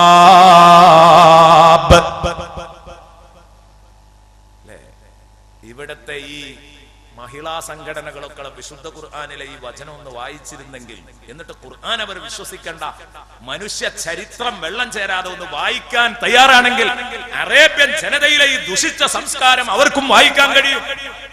പെൺകുട്ടികളെ ജീവനോടെ കുഴിച്ചു മൂടിയിരുന്ന ഈ സംസ്കാരം അവർക്കും വായിക്കാൻ കഴിയും. എങ്കിൽ അവര് പറയുമെന്നോ പരിശുദ്ധ ഇസ്ലാം പെണ്ണിനെ വല്ലാതെ മാനിച്ച മതമാണ്. അങ്ങനെയാണ്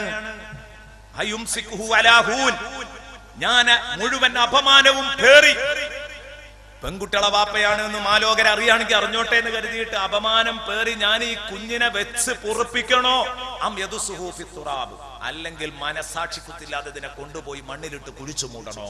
ഇയാൾ ഇങ്ങനെ ഈ മാനസിക സംഘർഷ റൂമിനുള്ളിലിരുന്ന് ഇയാൾ ചിന്തിക്കുമ്പോൾ ഉണ്ടാകുന്ന ഇയാളുടെ മാനസിക സംഘർഷാണ് ഖുർആനാ പറഞ്ഞത്. രണ്ട് ചോദ്യം.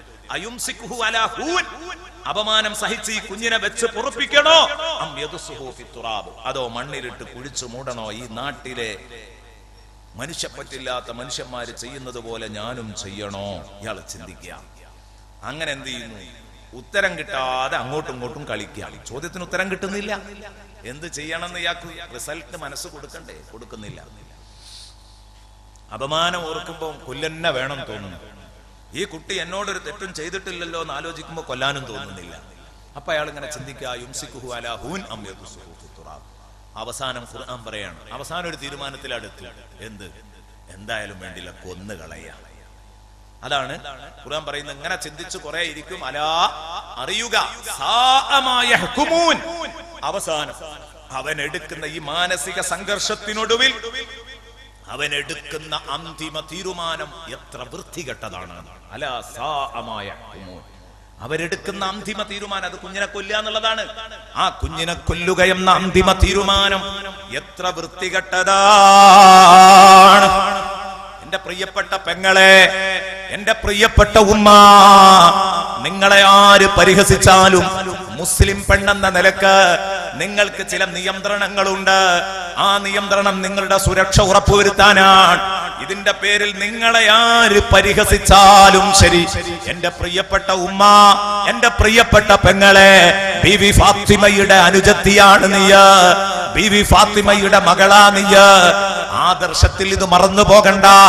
ദീനിന്റെ കാര്യത്തിൽ അവിടത്തെ അനുജത്തിയും അവിടത്തെ മകളുമൊക്കെയാണ്. അതുകൊണ്ട് തന്നെ ഒരു കാര്യം മനസ്സിലാക്കിയിരിക്കുക. പെണ്ണിന് ജീവിക്കാനുള്ള അവകാശം നൽകിയത് ഇസ്ലാം മതമാണ്.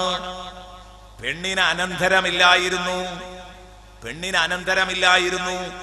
ആ അനന്തരം വകവച്ചു കൊടുത്തത് പരിശുദ്ധ ഇസ്ലാമാണ്. അതിന്റെ മുമ്പ് പെണ്ണിന് അനന്തരം കിട്ടൂലായിരുന്നു. കഴിഞ്ഞില്ല.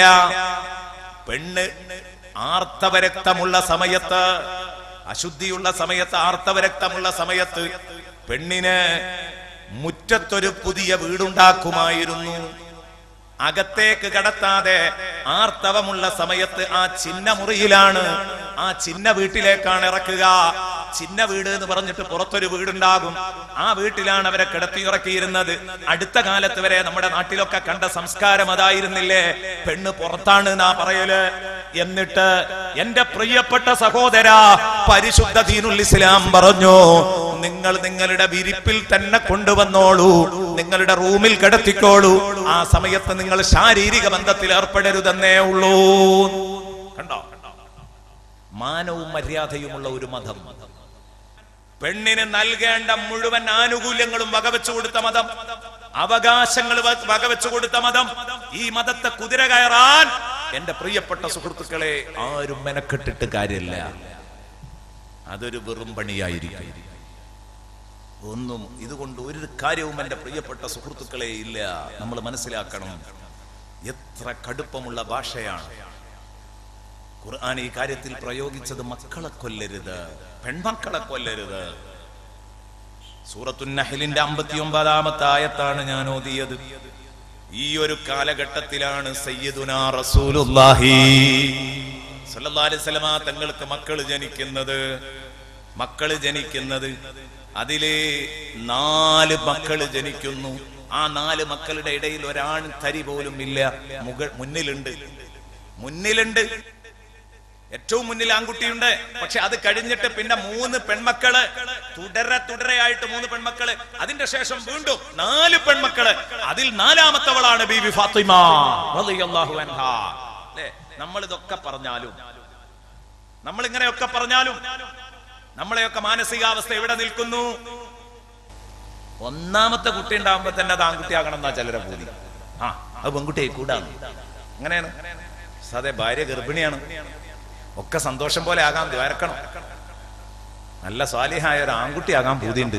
അല്ലെ? എത്രാമത്തെ പ്രസവ? 1ാമത്തത്. അപ്പൊ തന്നെ മൂപ്പർക്ക് പൂതി തുടങ്ങി. പെണ്ണ് വേണ്ട. ഞാൻ പറയുന്നത് റസൂലുള്ളാഹി സ്വല്ലല്ലാഹു അലൈഹി വസല്ലമ തങ്ങളും നമ്മളും തമ്മിലുള്ള ആ ഒരു അന്തരം നമ്മൾ മനസ്സിലാക്കാൻ തയ്യാറാവണം. നമ്മളെ കാലഘട്ടത്തിൽ ഇത്രത്തോളം അല്ല. അല്ലെ? പെണ്ണാണെങ്കിൽ കുഴിച്ചു മൂടുന്ന സംസ്കാരം ഞാൻ നേരത്തെ പറഞ്ഞതുപോലെ ചിലർ അന്ന് ജനിച്ച കുട്ടികളെ കുഴിച്ചു മൂടി ഇന്ന് ജനിക്കാൻ വെമ്പുന്ന കുഞ്ഞിനെ ഗർഭപാത്രത്തിലിട്ട് കുഴിച്ചു മൂടുന്നു. അതാണ് ഇന്നത്തെ പരിപാടി. അബോർഷൻ ഏർപ്പാടുകളാണ്. അപ്പൊ ഏതാവട്ടെ, ഞാൻ പറഞ്ഞു വരുന്നത് അതൊന്നും ഇപ്പൊ നമ്മൾ ചെയ്യുന്നില്ല എന്ന് പറയാം. എന്നാ തന്നെ ഇനി ചിലർക്ക് 1ാമത്തെ കുട്ടി തന്നെ ആൺകുട്ടിയാവണമെന്ന് ചിലർക്ക് ഒരു ആഗ്രഹം. ഇനി ചിലർക്കോ ഒന്നിനി എന്തെങ്കിലും ആവട്ടെ, ആണായാലും പെണ്ണായാലും കുഴപ്പമില്ല. 2ാമത്തെ കുട്ടിയാകുമ്പോ ഉസ്താദേ, ഭാര്യ 2ാമത്തത് ഗർഭത്തിലാണ്, നല്ലൊരു ആൺകുട്ടി ഉണ്ടാകാൻ ദ്വാരക്കണം. 1ാമത്തത് പെൺകുട്ടിയാണ്. ഇനി ഒരു ആൺകുട്ടി ഉണ്ടാകാൻ ദ്വാ ചെയ്യണം പറയാറില്ലേ? ഉണ്ട്. 2ാമത്തത് എന്തായാലും ആൺകുട്ടിയായി കിട്ടണം എന്നാ നമ്മുടെ പൂതി. ഏതാവട്ടെ, അതും കൂടി പെണ്ണായി. ഏതായാലും കുറച്ചൊക്കെ ഈമാനുള്ള മനുഷ്യനാണെങ്കിൽ മനസ്സിൽ ചിലപ്പോ പൂർണ്ണ തൃപ്തിയൊന്നും ഉണ്ടാവൂല. എന്നാലും മൂപ്പര് അൽഹംദുലില്ലാഹ് എന്നൊക്കെ ഒന്നാണ്ട് ഫോർമാലിറ്റിക്ക് പറഞ്ഞ് ഒപ്പിച്ചാലും അടുത്തതും പെൺകുട്ടിയായാലും ഇയാളെ കോലും ചെയ്യലൊക്കെ മാറും. മുഖഭാവമൊക്കെ മാറും. അടുത്തതും കൂടെ പെൺകുട്ടിയാവുമ്പോഴേക്ക് 2ാമത്തെ കുട്ടി, 1 ആൺകുട്ടി, 2ാമത്തത് പെൺകുട്ടി, 3ാമത്തതും കൂടെ പെൺകുട്ടിയായാൽ അപ്പോഴേക്ക് ഇയാൾ എന്ത് ചെയ്യും? ഭാര്യക്ക് പിന്നെ പ്രസവാനന്തര ശുശ്രൂഷ ഇല്ല. അങ്ങനെ ഒരു മനുഷ്യനെ എനിക്കറിയാം, പ്രസവാനന്തര ശുശ്രൂഷ കൊടുക്കൂല ഭാര്യക്ക്. എന്താ കാരണം? നമുക്ക് പെൺകുട്ടികളെ പ്രസവിക്കാൻ മാത്രമേ അറിയുള്ളൂ. ഇതിന് ഈ പെണ്ണെന്ത് ഉത്തരവാദിയാ? ശാസ്ത്രം പോലും അറിയാത്തൊരു മനുഷ്യൻ. കുട്ടിയാണും പെണ്ണും ആകുന്നത് പുരുഷന്റെ ഭാഗത്താണ്. അതിന്റെ ഭാഗതയം നിർണയിക്കുന്നത് പുരുഷനാണ്. പുരുഷന്റെ ബീജഗണത്തിൽ നിന്നാണ് കുട്ടിയാണും പെണ്ണും ഒക്കെ ആയിട്ട് ഉരുത്തിരിയുന്നത്. ഉമ്മയുടെ അണ്ടവുമായി ചേരുന്നത് എക്സോ വൈയോ ഏത് ക്രോമസോമാണെങ്കിൽ അതിനനുസരിച്ചാ വരിക. അതുപോലും അറിയാത്ത നമ്മൾ കൊടുക്കുന്നത് പെണ്ണ് എന്ന് പറഞ്ഞാൽ കൃഷിയിടമാണ്. നമ്മൾ വിത്തിറക്കുന്നു, ആ വിത്ത് വളർത്തിയെടുക്കുന്നു പെണ്ണ്. അതിന് പെണ്ണിനെ കുറ്റം പറഞ്ഞിട്ട് കാര്യമല്ല, വിത്ത് കൊടുക്കുന്നവനെയാ കുറ്റം പറയേണ്ടത്. അല്ലേ? പെണ്ണിന് തിരിച്ചു ചോദിക്കാൻ ന്യായമുണ്ട്, പക്ഷെ പെണ്ണുങ്ങൾ ചോദിച്ചു പോകരുത്. പെണ്ണിന് തിരിച്ചു വേണമെങ്കിൽ ചോദിക്കാൻ ന്യായമുണ്ട്. നിങ്ങൾക്ക് തന്നെ തരാൻ അറിയൂന്ന് വേണമെങ്കിൽ തിരിച്ചു ചോദിക്കാം, പക്ഷെ അത് ചോദിച്ചു പോകരുത്. അദബുകേടാണ്. മാത്രമല്ല തവക്കുലില്ലാത്ത രൂപവുമാണ്. എന്റെ പ്രിയപ്പെട്ട സുഹൃത്തുക്കളെ, പെണ്ണായ ഒരുത്തിക്ക് പോലും അവളുടെ അടിവയറ്റില് ഒരു പെണ്ണിന് ജന്മം കൊടുക്കുന്നു എന്നത് ഇഷ്ടമില്ലാത്ത ഒരു കാലം. ആരവിടെ സ്ത്രീ പുരുഷ സമത്വത്തിന് വേണ്ടി വാദിക്കാൻ പറ്റിയ പെൺകുട്ടികള്? എന്താ നിങ്ങൾ പറയുന്നത്? ഒരു കാരണവശാലും ഇതുണ്ടാവാൻ പാടില്ല. ഇസ്ലാം അതിനെ ആക്ഷേപിച്ചു. അങ്ങനെ ആണ് പെണ്ണ് ലിംഗവിവേചനം. പെണ്ണിനെ ഒരു 2ാം നമ്പറായി കാണുന്ന പരിപാടി പറ്റില്ല. പക്ഷെ ആണും പെണ്ണും ഒപ്പത്തിനൊപ്പം പോകണം എന്നല്ല. അതാണ് ഇവർ പറയുന്ന ലിംഗസമത്വം. പക്ഷെ നമ്മൾ പറയുന്നത് അതല്ല. അതുകൊണ്ടാണ് ഞാൻ നേരത്തെ പറഞ്ഞത് ലിംഗസമത്വം എന്ന ഒന്ന് ഇസ്ലാമിൽ ഇല്ല. അതേസമയം ലിംഗനീതിയാണ് ഇസ്ലാമിലുള്ളത്. ഇസ്ലാം പഠിപ്പിച്ചിട്ടുള്ളത് അതാണ്. അല്ലാഹു പറഞ്ഞു, ലില്ലാഹി മുൽക്കുസ് സമാവാതി വൽ അർളി യഖ്ലുഖു മാ യശാഉ യഹബു ലിമൻ യശാഉ ഇനാസാ വയഹബു ലിമൻ യശാഉ ദുകൂർ ഔ യുസവ്വിജുഹും ദുക്റാനം വഇനാസാ വയജ്അലു മൻ യശാഉ അഖീമാ ഇന്നഹു അലീമുൻ ഖദീർ. സൂറത്തു ശൂറ 50. സൂറത്തു ശൂറയുടെ 50ാമത്തെ വചനമാണ്. ഈ ആയത്തൊക്കെ ഒന്ന് മര്യാദക്ക് പഠിച്ചാൽ തവക്കുലുണ്ടാകും. അല്ലാഹ് പറയാണ് ലില്ലാഹി മുൽക്കുസ് സമാവാതി വൽ അർദ്, ആകാശഭൂമികളുടെ അധികാരം അല്ലാഹുവിനാണ്. ആകാശഭൂമികളുടെ അധികാരം പടച്ച റബ്ബിനാണ്. അത് മറ്റൊരാള് കയ്യിലെടുക്കാൻ നോക്കണ്ട. എന്നിട്ട് അല്ലാഹ് പറഞ്ഞു, ഈ സർവാധിപത്യം കൈയാളുന്ന റബ്ബ് യഖ്ലുഖു മാ യശാ, അവന് തോന്നിയത് അവൻ സൃഷ്ടിക്കും. അവൻ എന്താണോ ഉദ്ദേശിച്ചത് അത് അവൻ സൃഷ്ടിക്കും. ആണിനെ വേണമെങ്കിൽ ആണിനെ പടക്കും, പെണ്ണിനെ വേണമെങ്കിൽ പെണ്ണിനെ പടക്കും. യഹബു ലിമൻ യശാഉ ഇനാസാ, അവൻ ഉദ്ദേശിക്കുന്നവർക്ക്, അവൻ ഉദ്ദേശിക്കുന്ന ദമ്പതികൾക്ക് അല്ലാഹു പെൺമക്കളെ കൊടുക്കും. യഹബു ലിമൻ യശാഉ ഇനാസാ, അവൻ ഉദ്ദേശിക്കുന്നവർക്ക് പെൺമക്കളെ നൽകും, വെറുതെ കൊടുക്കും. യഹബു ലിമൻ യശാഉ ഇനാസാ. അവിടെ നോക്ക് നിങ്ങൾ, അല്ലാഹ് പ്രയോഗിച്ചത് യഹബു, അല്ലാഹ് വെറുതെ കൊടുക്കും. ചടപ്പ് വരുന്ന ഭാഗമൊക്കെ പടച്ചോൻ തന്നെ കൈകാര്യം ചെയ്തിട്ടുണ്ട്. പെൺകുട്ടികൾ എന്ന് പറയുമ്പോഴേക്ക് കണ്ട് നെറ്റി ചുളിക്കണ്ട, അല്ലാഹ് അങ്ങനെ പറഞ്ഞിട്ടുള്ളൂ. യഹബു, നിങ്ങൾ 5 പൈസയും കൊടുത്തിട്ടല്ല, നിങ്ങൾക്ക് അല്ലാഹ് വെറുതെ തരികയാണ്. യഹബു ലിമൻ യശാഉ ഇനാസാ, അവൻ ഉദ്ദേശിക്കുന്നവർക്ക് പെൺമക്കളെ അവൻ വെറുതെ കൊടുക്കും. അത് അവൻ വെറുതെ കൊടുക്കും അവൻ ഉദ്ദേശിക്കുന്നവർക്ക്. വയഹബു ലിമൻ യശാഉ ദുഖൂർ, അവൻ ഉദ്ദേശിക്കുന്നവർക്ക് ആൺമക്കളെയും വെറുതെ കൊടുക്കും. അല്ലാഹ് ഉദ്ദേശിക്കുന്നവർക്ക് ചിലപ്പോൾ പെൺകുട്ടികൾ മാത്രമായിരിക്കും, ചിലർക്ക് ആൺകുട്ടികൾ മാത്രമായിരിക്കും. ഔ യുസവ്വിജുഹും ദുക്റാനം വഇനാസാ, അല്ലെങ്കിൽ മറ്റു ചിലർക്ക് അല്ലാഹ് ആണും പെണ്ണും ഇടകലർത്തി കൊടുക്കും. ഔ യുസവ്വിജുഹും ദുക്റാനം വഇനാസാ വയജ്അലു മൻ യശാഉ അഖീമാ, അല്ലാഹു ഉദ്ദേശിക്കുന്നവരെ ആണും പെണ്ണും ഒരു തരിയുമില്ലാത്ത, ഒരു മക്കളുമില്ലാത്ത മച്ചികളാക്കി മാറ്റാനും പടച്ചോന് കഴിയും. വയജ്അലു മൻ യശാഉ അഖീമാ. സന്താനോൽപാദനവുമായിട്ട് ബന്ധപ്പെട്ട് 4 സങ്കല്പേ ഉള്ളൂ. അത് 4 ഈ ആയത്തിൽ പറഞ്ഞു. എത്ര ഭംഗി അല്ലേ! സന്താനോൽപാദനവുമായിട്ട് ബന്ധപ്പെട്ട് 4 സങ്കല്പല്ലേ ഉള്ളൂ. ഒന്നുകിൽ ആൺകുട്ടികള് മാത്രം, അല്ലെങ്കിൽ പെൺമക്കൾ മാത്രം, അല്ലെങ്കിൽ ആണും പെണ്ണും, അല്ലെങ്കിൽ ഒന്നുമില്ല. അതൊക്കെ ഇവിടെ പറഞ്ഞു. യഹബു ലിമൻ യശാഉ ഇനാസാ വയഹബു ലിമൻ യശാഉ ദുഖൂർ ഔ യുസവ്വിജുഹും ദുക്റാനം വഇനാസാ വയജ്അലു മൻ യശാഉ അഖീമാ. 4 പറഞ്ഞു. ഇതിന് 4 അല്ലാഹു അനുഗ്രഹമാണ് എന്നാ പരിചയപ്പെടുത്തുന്നത്. അനുഗ്രഹമാണ്. ഇതൊക്കെ എങ്ങനെയാ അനുഗ്രഹമാകുക? ഞാൻ ഇപ്പോഴും ആലോചിക്കുക. ബഹുമാനപ്പെട്ട താജുൽ ഉലമ, അല്ലാഹു അവിടുത്തെ ദറജ ഉയർത്തി കൊടുക്കട്ടെ. താജുൽ ഉലമ തങ്ങളുടെ അടുത്ത് എൻ്റെ ഒരു സ്നേഹിതൻ പോയി. എൻ്റെ സീനിയർ കൂട്ടുകാരനാണ്, കുറച്ചും കൂടെ പ്രായമുണ്ട്. അദ്ദേഹത്തിന് 6-7 പെൺമക്കളാ. തങ്ങളെ അടുത്ത് എന്നിട്ട് അങ്ങോട്ട് കരഞ്ഞു, തങ്ങളെ 6-7 പെൺമക്കളാണ്, തങ്ങൾ ദുആ ചെയ്യണം തങ്ങൾ വാപ്പാന്ന് പറഞ്ഞു. തങ്ങൾ വാപ്പ അങ്ങ് ദേഷ്യപ്പെട്ടു. എന്താടാ നീ പറയുന്നത്? അല്ലാഹു തആല മക്കളെ തരുന്നതുമായിട്ട് ബന്ധപ്പെട്ട് സംസാരിച്ചപ്പോ അല്ലാഹ് ആദ്യം പറഞ്ഞത് എന്താണ്? ലില്ലാഹി മുൽക്കുസ് സമാവാതി വൽ അർദ് യഖ്ലുഖു മാ യശാ. ഇത് കഴിഞ്ഞിട്ട് അല്ലാഹ് ആദ്യം പറഞ്ഞത് എന്താ? യഹബു ലിമൻ യശാ. ഓതു ബാക്കിയാണ്. ഇയാൾ നല്ല ദർശനത്തിന് ഒരു മുദരിസ. ഇയാൾ ഓതി യഹബു ലിമൻ യശാഉ ഇനാസാ. ബാക്കിയോ വയഹബു ലിമൻ യശാഉ ദുഖൂർ. തങ്ങൾ ചോദിച്ചു, ആദ്യം അല്ലാഹ് ഏതാ പറഞ്ഞത്? ചോദിച്ചു, ആണോ പെണ്ണോ? ചോദിച്ചു, പെണ്ണാണ്. അല്ലാഹ് ആദ്യം എത്ര ഇഷ്ടത്തോട് കൂടെ പറഞ്ഞ പെണ്ണ്. ആ പെൺകുട്ടികളെന്ന് പറഞ്ഞിട്ട് നീ മുഖം ചുളിക്കാം, നീ ഞെറ്റി ചുളിക്കാം? എന്തിനാ നീ ബേജാറാകുന്നത്? പടച്ചോ നിനക്ക് ഓശാരായി തന്ന പെൺമക്കളെ കൊണ്ട് നീ കുടുങ്ങോ? ഞാൻ എന്റെ പേരമക്കളെ മുഴുവനും, ഒരുപാട് പേരമക്കൾ പെൺമക്കൾ, അവരെ മുഴുവനും ഞാൻ കെട്ടിച്ചയച്ചു. ഞാൻ ക്ഷീണിച്ചിട്ടില്ല. ക്ഷീണിക്കൂല, ഉറപ്പിച്ചവിടെ നിന്നോ. പടച്ചോനാ പെൺമക്കളെ തന്നതെങ്കിൽ ഒരു വഴി കാണും. ആ സഹോദരനെ ഞാൻ അടുത്ത് കണ്ടു. അദ്ദേഹം എന്നോട് പറഞ്ഞു, ഉസ്താദേ വല്ലാത്തൊരു അത്ഭുതം. അന്ന് അയാൾ എന്നോട് പറഞ്ഞിരുന്നു, ഇങ്ങനെ തങ്ങളുവാപ്പം അങ്ങനെ പറഞ്ഞു, താജുൽ ഉലമ അങ്ങനെ പറഞ്ഞു, ഞാൻ വല്ലാതെ ചമ്മിപ്പോയി എന്ന് പറഞ്ഞു. ദുആ ചെയ്ത് പറഞ്ഞയച്ചു. അദ്ദേഹം പറയാണ്, അപ്പറഞ്ഞ വാക്കിൽ ഞാൻ അങ്ങ് തവക്കുലാക്കി. എന്റെ മക്കള് 4 എണ്ണത്തിന്റെ വിവാഹവും കഴിഞ്ഞു. ഒരു പൈസ എനിക്ക് കടമില്ല. എനിക്ക് ഇന്നും കൃത്യമായി ശമ്പളം കിട്ടുന്നത് ഒരു 7000 രൂപയുടെ താഴെയാണ്. എങ്ങനെയാണ് ഈ മക്കളെയൊക്കെ കെട്ടിച്ചയച്ചത് എന്ന് എനിക്കറിയില്ല. ഞാൻ മോഷ്ടിക്കാനോ കവർച്ച ചെയ്യാനോ അല്ലെങ്കിൽ ഇനി ഒരാളുടെ മുമ്പിൽ ചെന്നിട്ട് മക്കളെ കെട്ടിക്കാനുണ്ട് സഹായിക്കണേ എന്നും പറഞ്ഞിട്ടില്ല. അല്ലാഹു നടത്തി തന്നു. യഹബു ലിമൻ യശാഉ ഇനാസാ വയഹബു ലിമൻ യശാഉ ദുഖൂർ ഔ യുസവ്വിജുഹും ദുക്റാനം വ ഇനാസാ.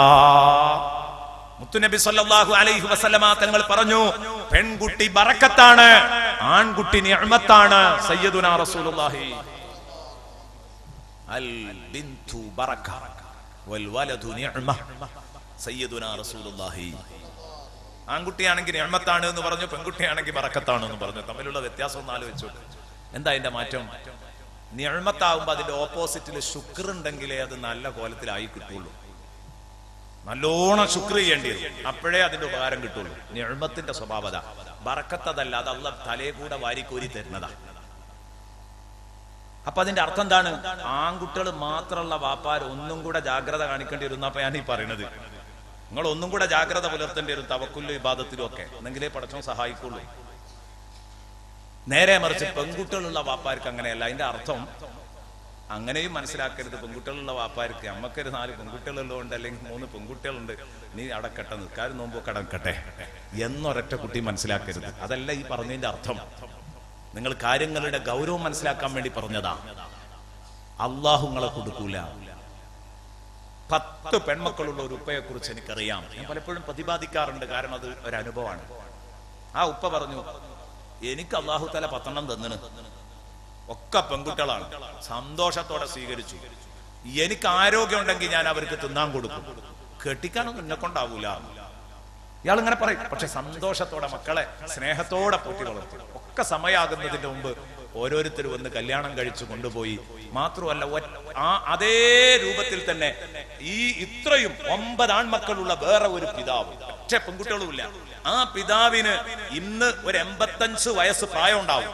ആ ഉപ്പ ഇപ്പോഴും അയാൾക്കൊരു കാലിച്ചായ കുടിക്കണമെങ്കിൽ അയാൾ അധ്വാനിക്കണം. നോക്കൂ നിങ്ങൾ, ഇതും അനുഭവത്തിലുള്ളതാണ്. അയാൾക്കൊരു കാലിച്ചായ കുടിക്കണമെങ്കിൽ അയാൾ അധ്വാനിക്കണം. ഇപ്പുറത്ത് 10 പെൺമക്കളുള്ള ഈ വാപ്പയോ രാജാവിനെ പോലെ ജീവിച്ചു മരിച്ചു. ആര്? മരുമക്കള് നോക്കിയിട്ട്. അൽ ബിന്തു ബറക. പേടിക്കണ്ട. എന്ത് വേണം? തവക്കുൽ വേണം. തവക്കുൽ വേണം. എന്താ റബ്ബേ കാണിക്ക, എന്താ ഇനി ഞാൻ ചെയ്യാ, ഇതെന്നെ പറഞ്ഞുകൊണ്ടിരുന്നാൽ അല്ലാഹു തആല നമ്മളെ പാഠം പഠിപ്പിക്കും. അതേ സമയം നല്ല വിശ്വാസം ഉറപ്പുണ്ടെങ്കിൽ ഒരു പേടിയും പേടിക്കണ്ട. അത് വലിയ ഭാഗ്യമായിരിക്കും. ഇനി ആണും പെണ്ണുമുള്ളവരുമുണ്ട്. ഇതിലേതാ ഏറ്റവും നല്ലത്? ആണുങ്ങൾ മാത്രോ പെൺകുട്ടികൾ മാത്രോ, ആണും പെണ്ണോ? അങ്ങനെയൊക്കെ ചർച്ച മഹാന്മാർ ചെയ്തിട്ടുണ്ട്. ഏത് വാപ്പയാ നല്ല വാപ്പ? നല്ല വാപ്പ എന്ന് പറഞ്ഞാൽ ഞമ്മക്കേതാ ഗുണം, അത്രയും അർത്ഥമുള്ളൂ. ഞമ്മൾക്കേതാ ഗുണം എന്ന ചർച്ച. മനുഷ്യനെ സംബന്ധിച്ചിടത്തോളം ഒക്കെ പെൺകുട്ടികളാകലാണോ നല്ലത്, ഒക്കെ ആൺകുട്ടികളാണോ നല്ലത്, ആണും പെണ്ണും ആവലാണോ നല്ലത്? അതിന് മറുപടി എന്താണെന്നറിയോ? എളുപ്പത്തിൽ മറുപടി കിട്ടും. ലോകത്ത് അഷ്റഫുൽ ഖൽഖ് എന്ന വ്യക്തിക്ക് അല്ലാഹു കൊടുത്തത് എങ്ങനെയാ നോക്കിയാൽ മതി. അത് തന്നെയാണ് ഏറ്റവും ഉത്തമമുള്ള മാർഗം എന്ന് പറഞ്ഞാൽ ആണും പെണ്ണും ഉണ്ടാവുക. അള്ളാഹു ആ ഭാഗ്യം എല്ലാവർക്കും നൽകട്ടെ. അള്ളാഹു തന്നത് ആൺകുട്ടികൾ മാത്രമുള്ളവരും ഉണ്ടാവും, പെൺകുട്ടികൾ മാത്രമുള്ളവരും ഉണ്ടാവും. എല്ലാം അള്ളാഹു ഖൈറാക്കി തരട്ടെ. എന്റെ പ്രിയപ്പെട്ട സുഹൃത്തുക്കളെ, ബഹുമാനപ്പെട്ട ഇബ്രാഹിം നബിക്ക് ആൺകുട്ടികൾ മാത്രമാണ്, ശുഐബ് നബി അലൈഹി സ്വലാമിന് പെൺകുട്ടികൾ മാത്രമാണ്, ലൂത്ത് നബി അലൈഹി സ്വലാമിന് പെൺമക്കൾ മാത്രമാണ്. എന്റെ പ്രിയപ്പെട്ട സുഹൃത്തുക്കളെ, ഞാൻ പറഞ്ഞു വന്നത്, നബി സല്ലല്ലാഹു അലൈഹി വസല്ലമ തങ്ങൾക്ക് അല്ലാഹു തആല ആണും കൊടുത്തിട്ടുണ്ട്, പെണ്ണും കൊടുത്തിട്ടുണ്ട്. അവര് വഫാത്തായി ചെറുപ്പത്തിൽ അതിൽ ഹിക്മത്തുണ്ടായിരുന്നു. ഏതാവട്ടെ ആണും പെണ്ണും ഉണ്ടാവാം. അങ്ങനെയാണ് നമ്മളിൽ അധിക പേർക്കും ഉണ്ടാവുക താനും. ഖൈറായ രൂപമാണ്. ഏതാവട്ടെ ഏതായാലും അത് ഖൈറാണ്. അങ്ങനെയാണ് ഈ ആയത്തിൽ നമ്മൾ വിശ്വസിക്കേണ്ടത്. ആണും പെണ്ണുമായിട്ടൊരു തരിയുമില്ലെങ്കിലും അതും അള്ളാഹുവിന്റെ ഭാഗത്ത് നിന്നുള്ള നിഅമത്ത് തന്നെയാണ്. എവിടെ? അതെപ്പോഴാ തിരിയറിയങ്ങള്? അതെപ്പോഴാ നിങ്ങൾക്ക് മനസ്സിലാകുക എന്നറിയോ? 5-6 ആൺമക്കളുണ്ട്.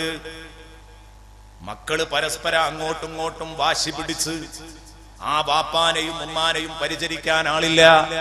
പെൺമക്കള് കെട്ടിച്ചോടത്ത് അവർക്ക് വന്ന് നിന്ന് നോക്കാൻ അവരുടെ പുതിയാപ്പിളമാർ അനുവദിക്കുന്നില്ല. അവർക്കും സൗകര്യമല്ല, സമയമല്ല. ആൺമക്കളൊക്കെ പരസ്പരം അങ്ങോട്ടും ഇങ്ങോട്ടും തർക്കിച്ച്, ചുരുക്കി പറഞ്ഞാൽ ഉമ്മയും ഉപ്പയും ആരാലും സംരക്ഷിക്കപ്പെടാൻ ആളില്ലാതെ വയസ്സുകാലത്ത് ഈ മക്കളുടെ അവഗണന താങ്ങിക്കഴിയുമ്പോ ആ ഉപ്പയെ ആശ്വസിപ്പിക്കാൻ നമ്മൾ കടന്നു ചെല്ലുമ്പോ, എന്താ ഉപ്പ വിശേഷം എന്ന് ചോദിക്കുമ്പോ ഉപ്പ പറയാണ്, ഉസ്താദേ 4-5 അല്ലാഹ് തന്നതുകൊണ്ടാ കുടുങ്ങിയത്. തന്നിട്ടില്ലായിരുന്നെങ്കിൽ തീരെ മക്കളില്ലാത്ത സുലൈമാൻ കാക്കയെ നാട്ടുകാര് നോക്കുന്ന അതുപോലെ എന്നെ നോക്കുമായിരുന്നല്ലോ എന്ന് പറഞ്ഞ് വിലപിക്കുകയാണ്. മക്കളില്ലാതെയാകുന്നത് ഒരു സങ്കടമൊന്നുമല്ല. മക്കൾ ഉണ്ടാവാതെയാകുന്നത്, ഒറ്റ മക്കളും ഇല്ലാതിരിക്കുക എന്നുള്ളത് ഒരു സങ്കടമായൊന്നും കാണണ്ട. അള്ളാഹു എന്താണ് ഖൈർ കണക്കാക്കിയതെന്നറിയില്ല. മക്കൾ 4 ആളുണ്ടായി, അവരെ കൊണ്ട് നിങ്ങളെ മാനം മുഴുവനും നഷ്ടപ്പെട്ടാൽ പിന്നെ എന്തിനു മക്കള്? വയജ്അലു മൻ യശാഉ അഖീമാ. അല്ലാഹു റബ്ബുൽ ഇസ്സത്ത് പരിചയപ്പെടുത്തുന്നു, പ്രിയപ്പെട്ട സഹോദരങ്ങളെ, ഇന്നഹു അലീമുൻ ഖദീർ. നിശ്ചയം അല്ലാഹുവിനറിയാം ആർക്കാണ് ആൺകുട്ടികളെ മാത്രം കൊടുക്കേണ്ടത്, ആർക്കാണ് പെൺകുട്ടികളെ മാത്രം കൊടുക്കേണ്ടത്, ആർക്കാണ് ആണും പെണ്ണും കൊടുക്കേണ്ടത്, ആർക്കാണ് ഒന്നും കൊടുക്കാൻ പാടില്ലാത്തത്. ഇന്നഹു അലീം, ഇതൊക്കെ അവനറിയാം. ഖദീറുൻ, ആ നിലക്കൊക്കെ ആ അറിവിനനുസരിച്ച് ചരടുവലികൾ നടത്താനും അല്ലാഹു കഴിവുള്ളവനാണ്. ഇന്നഹു അലീമുൻ ഖദീർ. പ്രിയപ്പെട്ട സഹോദരങ്ങളെ, കഴിഞ്ഞില്ല. ഈ പെണ്ണുങ്ങളെ കുറിച്ച് സയ്യിദുനാ റസൂലുള്ളാഹി സ്വല്ലല്ലാഹു അലൈഹി വസല്ലമ തങ്ങൾ പറഞ്ഞ് വാചാലമായി സംസാരിച്ച കുറെ ഹദീസുകളുണ്ട്. ഞാൻ അതിന്റെ ഒന്നും വിശദാംശങ്ങളിലേക്ക് വരില്ല. ഈ ഫാത്തിമ ബീവിയുടെ ജന്മം പറയുന്നതിന് മുമ്പ് എന്തിനാ അത് പറഞ്ഞുകൊണ്ടിരുന്നതെന്ന് അറിയോ? ഈ ഒരു സാഹചര്യത്തിലാണ് 4 പെൺമക്കള് കണ്ടിന്യൂ ആയിട്ട്, തുടർച്ചയായിട്ട് 4 പെൺമക്കള്, അതിൽ 4ാമത്തവളായിട്ട് പോലും സ്നേഹം കൊണ്ട് വീർപ്പുമുട്ടുകയായിരുന്നു ബഹുമാനപ്പെട്ട ബീവി ഫാത്തിമ. ഒരു സമയം പോലും ഒരു വെറുപ്പിന്റെ നോട്ടം നോക്കിയില്ല. അതേ സമയം ഖദീജ ബീവി പറയാണ്, ഓരോ മക്കളും കൊണ്ട് ജനിക്കുമ്പോ എന്തൊരു സന്തോഷത്തോടെയായിരുന്നു സയ്യിദുനാ റസൂലുള്ളാഹി അത് ഏറ്റുവാങ്ങിയിരുന്നത്. ഇതും പെണ്ണാ എന്ന് ചോദിച്ചിട്ടില്ല, ഇതും പെണ്ണാണോ എന്ന് ചോദിച്ചിട്ടില്ല, നിനക്ക് ആൺകുട്ടികളെ പ്രസവിക്കാൻ അറിയൂലേ എന്ന് ചോദിച്ചിട്ടില്ല. അതും ഇന്നത്തെ കാലഘട്ടത്തിലല്ല. പെണ്ണാണ് കുഞ്ഞെന്നറിഞ്ഞാൽ എന്തെങ്കിലുമൊക്കെ തട്ടിപ്പുകൾ പറഞ്ഞ് ഭാര്യയിൽ നിന്ന് തട്ടിയെടുത്ത് ജീവനോടെ കുഴിച്ചു മൂടിയിരുന്ന കാലഘട്ടം. ആ കാലഘട്ടത്തിലാണ് ബഹുമാനപ്പെട്ട ബീവി ഫാത്തിമ ഇടയിൽ ഒരൊറ്റാങ്ങളപാരുമോ പോലുമില്ലാതെ തുടരെ 4 പെൺമക്കളിൽ 4ാമത്തവളായി ജനിക്കുന്നത്. ഇത് പറയാനാണ് ഞാൻ ഈ സംഭവം പറഞ്ഞു വന്നത്. സയ്യിദുനാ റസൂലുള്ളാഹി സ്വല്ലല്ലാഹു അലൈഹി വസല്ലമ തങ്ങൾ പറഞ്ഞു, മൻ ആല സലാസം മിൻ ബനാത്. 3 പെൺമക്കളെ ഒരാള് തീറ്റി പോറ്റി വളർത്തി വിദ്യാഭ്യാസം ചെയ്യിച്ച് കല്യാണം കഴിക്കാൻ കഴിയുമെങ്കിൽ ആ സമയത്ത് കല്യാണം കഴിച്ച് എല്ലാ കാര്യങ്ങളും ശ്രദ്ധിച്ച് അവരെ സംരക്ഷിച്ചു, യക്ഫുലുഹുന്ന വയർഹമുഹുന്ന വയർഫുഖു ബിഹിന്ന, അവർക്ക് വേണ്ട സ്നേഹം നൽകി, കാരുണ്യം നൽകി, സംരക്ഷണം നൽകി, അവർക്ക് വേണ്ട ഭക്ഷണവും ഡ്രസ്സും ഒക്കെ നൽകി അവരെ വളർത്തിയെടുത്താൽ, 3 പെൺകുട്ടികളെ ഒരു വാപ്പ വളർത്തിയെടുത്താൽ ഫഹുവ ഫിൽ ജന്ന. നബുവത്തിന്റെ നാക്കുകൊണ്ട് സയ്യിദുൽ വജൂദ് ത്വാഹ റസൂലുള്ളാഹി പത്രകോളങ്ങൾ നോക്കിയാൽ മുഴുവനും കാണുന്നത് ഈ പരിശുദ്ധ ഇസ്ലാമിനെതിരെ വെറുപ്പുളവാക്കുന്ന വാക്കുകളും പ്രസ്താവനകളുമല്ലേ? എല്ലാ മീഡിയകളും നാറുകയല്ലേ ഇസ്ലാമിനെ കുറ്റം പറഞ്ഞുകൊണ്ട്? അവിടെയാണ് നിങ്ങൾ ഈ ഇസ്ലാമിന്റെ നേതാവ് നിങ്ങൾക്ക് വേണ്ടി ശബ്ദിച്ചു. ഉമ്മമാരെ, നിങ്ങളുടെ പക്ഷത്തു നിന്ന് ഉറക്ക വിളിച്ചു പറഞ്ഞു, 3 പെൺമക്കളെ തീറ്റിപ്പോറ്റി വളർത്തുന്ന ഉപ്പാക്ക് സ്വർഗം കൊടുക്കും ഞാൻ. ഫഹുവ ഫിൽ ജന്ന. സയ്യിദുനാ റസൂലുള്ളാഹി 3 പെൺമക്കളെ തീറ്റിപ്പോറ്റി വളർത്തിയാൽ ആ ഉപ്പ സ്വർഗത്തിലാണ്. ഫഹുവ ഫിൽ ജന്ന. ആ ഉപ്പ സ്വർഗത്തിലാണ്. ഫഖാല റജുലുൻ. അപ്പ സദസ്സെന്ന് ഒരാൾ എഴുന്നേറ്റു. എഴുന്നേൽക്കാൻ ചാൻസ് ഉണ്ട്. ഞാൻ ഇപ്പൊ ഇത് പറയുമ്പോ ഇവിടെ ഉണ്ടാവും അങ്ങനെ സംശയമുള്ളവര് അല്ലേ? നമ്മുടെ ചോദ്യോത്തര വേദി ഇല്ലാത്തത് കൊണ്ടാണ്. നബി തങ്ങൾ പറഞ്ഞപ്പോഴേക്കും ഒരാൾ എഴുന്നേറ്റിട്ട് ചോദിച്ചു, യാ റസൂലല്ലാഹ് വസ്നതൈൻ. അള്ളാഹുവിന്റെ റസൂലെ 2 എണ്ണം ആയാലോ എന്ന് ചോദിച്ചു. കാരണം അയാൾക്ക് 2 എണ്ണം ഉള്ളത്, 2 പെൺകുട്ടികളെ അയാൾക്കുള്ളത്. അപ്പൊ 2 എണ്ണം പോറ്റി വളർത്തിയ ഓൻ സ്വർഗത്ത് പോകില്ലേ എന്നാണ് ചോദ്യം. റസൂലുള്ള പറഞ്ഞു, വസ്നതൈനി. 2 പെൺകുട്ടികളെ പോറ്റിയാലും അവൻ സ്വർഗത്തിലാണ്. മുഹമ്മദുനിൽ മുസ്തഫ സല്ലല്ലാഹു അലൈഹി വസല്ലം തങ്ങൾ പറഞ്ഞു, ഹത്താ ഖുൽനാ, അങ്ങനെ ഞങ്ങൾ പറഞ്ഞു, ലൗ അന്ന ഇൻസാനൻ ഖാല വാഹിദ, നമ്മളെ കൂട്ടത്തിൽ നിന്ന് ഒരാൾ എഴുന്നേറ്റ്, നബിയെ ഒരേ ഒരു പെൺകുട്ടിയേ ഉള്ളൂ, അവളെ തീറ്റിപ്പോറ്റി വളർത്തിയാൽ അവന് സ്വർഗം കിട്ടുമോ എന്ന് ചോദിച്ചിരുന്നെങ്കിൽ ലഖാല വാഹിദ, മുത്തുനബി പറയുമായിരുന്നു വാഹിദ, ഒന്നിനെ തീറ്റിപ്പോറ്റിയാലും സ്വർഗമുണ്ട് എന്ന് പറയുമായിരുന്നു എന്ന് ഞങ്ങൾ വിചാരിച്ചു പോയി. അത്രത്തോളം ഞങ്ങൾ കരുതിപ്പോയി. സയ്യിദുനാ റസൂലുള്ളാഹി സ്വല്ലല്ലാഹു അലൈഹി വസല്ലമ തങ്ങളുടെ ഈ പ്രതികരണം കണ്ടപ്പോ മുസ്നദ് അബൂ യഅല റിപ്പോർട്ട് ചെയ്ത ഹദീസാണ്. ഞാൻ പറഞ്ഞു വരുന്നത് ഇത്രത്തോളം പെണ്ണിന് സ്ഥാനം നൽകിയ ഒരു മതം. ഇവിടെ എന്റെ പ്രിയപ്പെട്ട സുഹൃത്തുക്കളോട് പറയാണ്, ലിംഗസമത്വത്തിന് വേണ്ടി മുറവിളി കൂട്ടി പെണ്ണിനെ ഇസ്ലാം 2ാം നമ്പറാക്കുന്നു എന്ന വാദം ഉന്നയിക്കുന്നത് ഒരിക്കലുമില്ല. ഇവിടെയാണ് പിഴച്ചുപോയത്. ബഹുമാനപ്പെട്ട ശൈഖുനാ കാന്തപുരം ഉസ്താദ്, അല്ലാഹു ദീർഘായുസ് നൽകട്ടെ, ആ വലിയ മനുഷ്യനെ കല്ലെറിഞ്ഞുകൊണ്ടിരിക്കുകയാണ്. ബാധ്യതയില്ലേ ഇവിടുത്തെ മുസ്ലിം നേതാക്കൾക്ക്? വിവിധ സംഘടനകളുടെ വിവിധ ആശയങ്ങളുടെ ആളുകൾക്കൊക്കെ ഇസ്ലാം എന്ന് പറഞ്ഞുകൊണ്ട് ഊറ്റം കൊള്ളുന്നവരാരെങ്കിലും ഉണ്ടെങ്കിൽ, ഇസ്ലാം എന്ന പേരിൽ ഇസ്സത്ത് കൊള്ളുന്നവര് ആരെങ്കിലും ഉണ്ടെങ്കിൽ അവർക്കൊരു ബാധ്യതയില്ലേ? കാന്തപുരം പറഞ്ഞ ഈ കാര്യം ശരിയാണെന്ന് പറയാൻ മറ്റുള്ള കാര്യങ്ങളോടൊന്നും യോജിക്കുന്നില്ലെങ്കിൽ പലരും പറഞ്ഞു തുടങ്ങിയിട്ടുണ്ട്. പലരും പറയാൻ മടിക്കുന്നു. കാരണം എന്താ? സംഗതി ഒക്കെ സത്യമാണെങ്കിലും ആള് കാന്തപുരല്ലേ, അതുകൊണ്ട് പറഞ്ഞൂടാ. അവര് മിണ്ടാതിരിക്കുകയാണ്. അവരാ ഇരുത്തം തന്നെ ഇരിക്കും. അനങ്ങാപ്പാറ നയം എന്നാണാവോ ഇവർ നന്നാവുക? സുബ്ഹാനല്ലാഹ്, എന്താണ് ഉസ്താദ് പറഞ്ഞത്? ഞാൻ ചിന്തിച്ചു. ഇവിടത്തെ വാർത്താ മീഡിയകളോട് സംസാരിച്ചു കൊണ്ടിരിക്കുമ്പോ, സംവാദത്തിൽ ഏർപ്പെടുത്തുകൊണ്ടിരിക്കുമ്പോ അന്യമതസ്ഥർ അഭിപ്രായം പറയുന്നു, ബുദ്ധിജീവികൾ അഭിപ്രായം പറയുന്നു, കാന്തപുരത്തെ കല്ലെറിയരുത്. കാന്തപുരം പറഞ്ഞത് ഉദാത്തമായ ഒരു വിഷയമാണ്. പെണ്ണിനെ പറ്റി വളരെ പ്രധാനപ്പെട്ട, പെണ്ണിന്റെ നിലവാരം ഉയർത്തിക്കൊണ്ടാ സംസാരിച്ചത്. പെണ്ണിനെടുക്കാൻ പറ്റുന്ന പണി ആണിനെടുക്കാൻ പറ്റൂല പലതും. ആണിനെ കൊണ്ട് ചെയ്യാൻ പറ്റുന്ന പണി പലതും പെണ്ണിനെ കൊണ്ട് ചെയ്യാൻ കഴിയില്ല. ആണെടുക്കുന്ന അത്ര ചുമട് പെണ്ണെടുക്കണം എന്ന് പറഞ്ഞാൽ പ്രയാസമാണ്. ആണ് നാട് ഭരിക്കും പോലെ പെണ്ണ് ഭരിക്കണം എന്ന് പറഞ്ഞാൽ പ്രയാസമാണ്. ആണുങ്ങൾ ചെയ്യുന്ന പണിയൊക്കെ പെണ്ണുങ്ങൾ ചെയ്യണം എന്ന് പറഞ്ഞാൽ അത് പ്രയാസമുണ്ട്. അത് പെണ്ണിനെ കഷ്ടപ്പെടുത്തലാണ്. 5 നേരം പള്ളി വരണം എന്ന് പറഞ്ഞാൽ പെണ്ണിനെ കഷ്ടപ്പെടുത്തലാണ്. ജുമുഅക്കും ജമാഅത്തിനും പോകണം എന്ന് പറഞ്ഞാൽ പെണ്ണിനെ കഷ്ടപ്പെടുത്തലാണ്. വിവാഹബന്ധം ഹറാമായവർ ഇല്ലാതെയും യാത്ര ചെയ്യണമെന്ന് പറഞ്ഞാൽ അത് പെണ്ണിന്റെ സുരക്ഷയെ ചോദ്യം ചെയ്യുന്ന കാര്യമാണ്. ഇങ്ങനെയുള്ള കാര്യങ്ങൾ പറഞ്ഞു. അതുപോലെ പെണ്ണുങ്ങൾക്ക് ചെയ്യാൻ കഴിയുന്ന ചില കാര്യങ്ങളുണ്ട്. അതിലൊരൊറ്റ ആണിനെയും നിർബന്ധിക്കാൻ പാടില്ല. ഒരു പുരുഷനും പ്രസവിക്കാൻ കഴിയില്ല. പ്രസവിക്കാൻ സ്ത്രീക്ക് മാത്രമേ കഴിയൂ എന്ന സുന്ദരമായ ഒരു വിഷയം ലോകത്തിന് മുമ്പിൽ അവതരിപ്പിച്ചു സംസാരിച്ചപ്പോൾ ഇവിടുത്തെ മാധ്യമങ്ങൾ പിറ്റേന്ന് എന്റെ പ്രിയപ്പെട്ട സുഹൃത്തുക്കളെ എഴുതിവിട്ടത് എന്താണ്? എന്താ എഴുതിവിട്ടത്? പ്രസവിക്കാൻ സ്ത്രീകൾക്ക് മാത്രമേ കഴിയൂ. ഒരു സത്യല്ലേ? അതിന്റെ മുമ്പ് ഉസ്താദ് കുറെ വിഷയങ്ങൾ പറഞ്ഞിട്ടുണ്ട്. സന്താന പരിപാലനം പെണ്ണുങ്ങൾ നടത്തും പോലെ, ഉമ്മാര് നടത്തും പോലെ ആണുങ്ങൾക്ക് നടത്താൻ കഴിയൂല. തോൽക്കും ആണുങ്ങള്. അതിന്റെ ഉദാഹരണല്ലേ, കുട്ടിയൊന്ന് കരഞ്ഞു നോക്കണ്ടേ? നമ്മളെ പൊരയിലെ കുട്ടിയൊന്ന് കരഞ്ഞു നോക്കണ്ടേ? അതേസമയം അവള് കുളിക്കാൻ പോയതാണ്, ഭാര്യ വന്നു, എന്താ നിങ്ങൾ ഈ കുട്ടിയെ എങ്ങനെ കരയിപ്പിക്കുന്നത്? ഒന്ന് എടുത്ത് തോളിലിട്ട് 2 കൊട്ട് കൊട്ടിയ കുട്ടി കരച്ചിലടങ്ങില്ല. അത് ഉമ്മക്ക് മാത്രം ചെയ്യാൻ കഴിയുന്നതാണ്.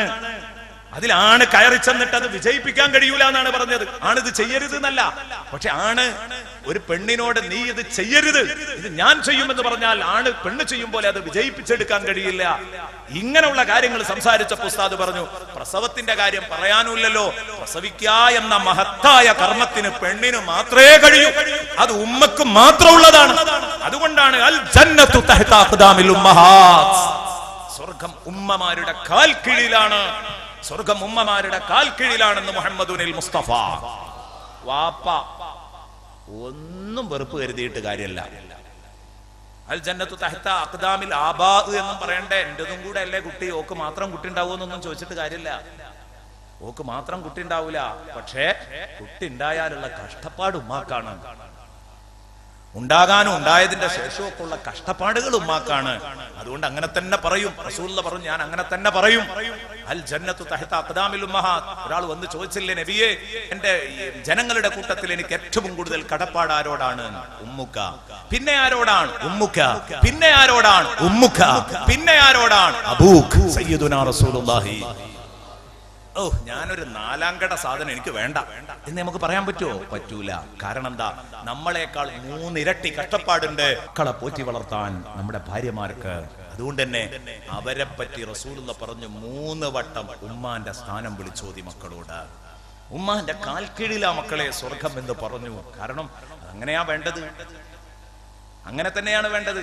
അപ്പൊ ഇത് ഇത്രയും മഹത്തായ ഈ കർമ്മം, പ്രസവം എന്ന കർമ്മം, അത് പെണ്ണിന് മാത്രമേ കഴിയൂ എന്ന് പറഞ്ഞപ്പോ പത്രങ്ങൾ എഴുതി, എന്ത് പെണ്ണിന് പ്രസവിക്കാൻ മാത്രമേ കഴിയൂ കാന്തപുരം.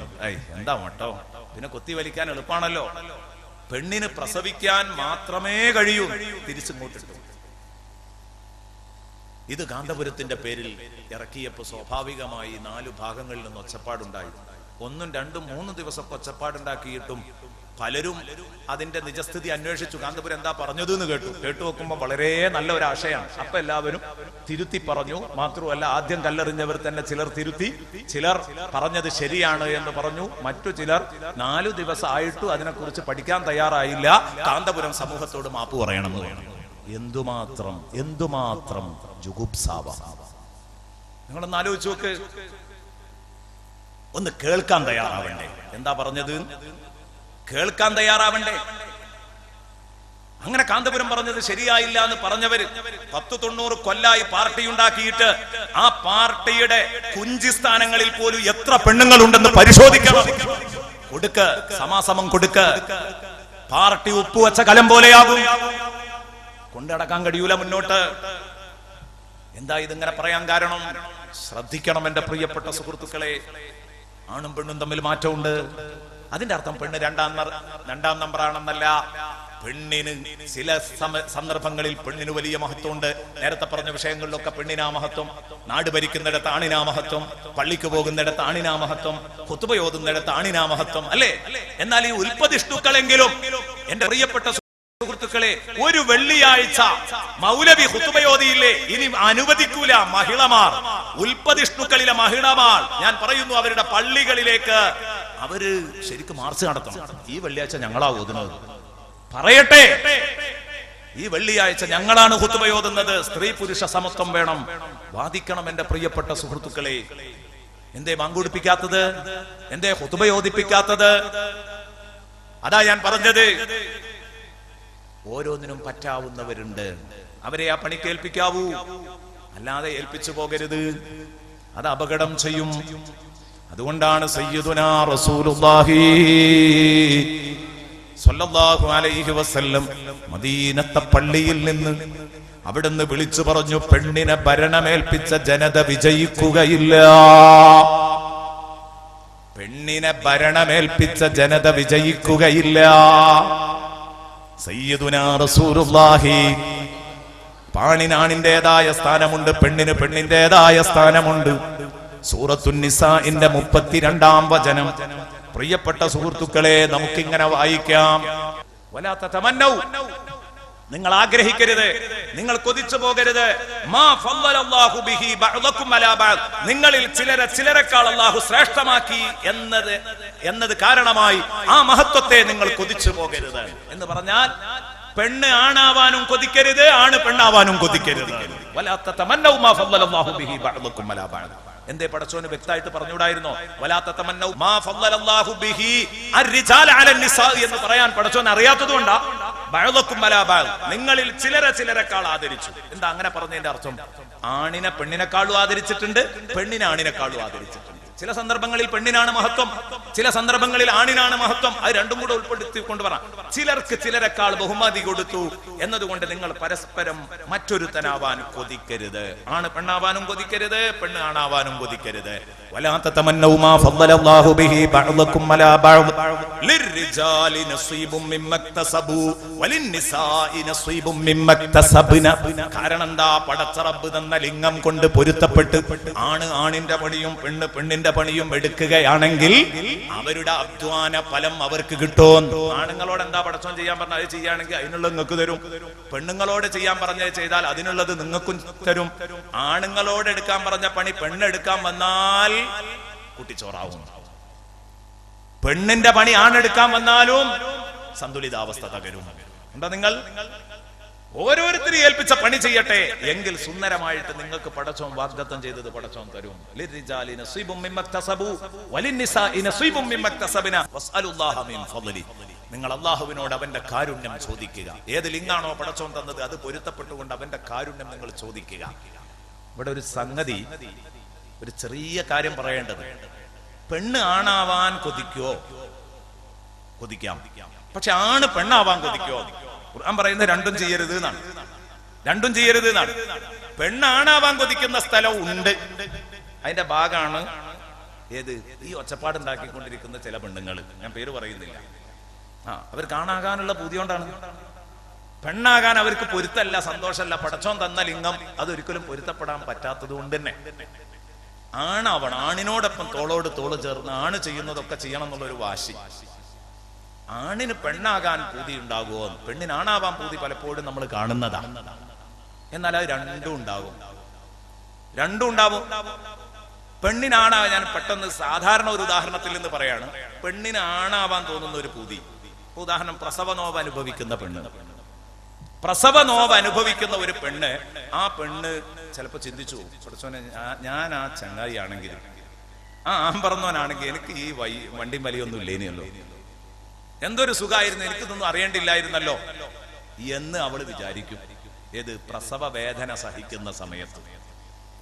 അപ്പൊ അവൾക്ക് തോന്നിയേക്കാം ആണായിരുന്നെങ്കിൽ എത്ര നന്നായിരുന്നേനേന്ന്. പക്ഷേ അവള് പ്രസവമൊക്കെ കഴിഞ്ഞു. വലിന്നിസാഇ നസീബും മിമ്മക്തസബന എന്ന് പറഞ്ഞതിന്റെ ഭാഗമായിട്ട് അവള് പ്രസവമൊക്കെ കഴിഞ്ഞ് നീണ്ടു നിവർന്ന് ഇങ്ങനെ കിടന്ന് റെസ്റ്റിൽ ഒരു 10-90 ദിവസം ഒരു കിടത്തും. ആ കിടത്തത്തില് മട്ടനൊക്കെ തട്ടി വയറിനിങ്ങനെ ഒഴിഞ്ഞ് ആടും കോഴിയും നെയ്യും പാലും ഒക്കെ ആയിട്ട് ഇങ്ങനെ കഴിഞ്ഞു കൂടുന്ന ഒരു കാലം, തടിച്ചു സുന്ദരിയായി ഇങ്ങനെ വരുന്ന കാലം. അപ്പോ ആണുങ്ങൾക്കും തോന്നൂലേ, ഞാൻ ആ പെമ്പറന്നോത്തിയാണെങ്കിൽ എത്ര നന്നായിരുന്നു അല്ലേ? തോന്നണ്ടാവുന്നുണ്ടാവും. അത് രണ്ടും നടക്കൂല. പ്രസവ നേരത്ത് ഞാൻ അവനാണെങ്കിൽ നിങ്ങളും കൊതിച്ചിട്ട് കാര്യമല്ല, അവള് തിന്നുന്നത് കാണുമ്പോ ഞാൻ അവളായിരുന്നെങ്കിൽ എന്ന് ആണുങ്ങളും കൊതിച്ചിട്ട് കാര്യമല്ല. അത് അങ്ങോട്ടും ഇങ്ങോട്ടും നടക്കൂല.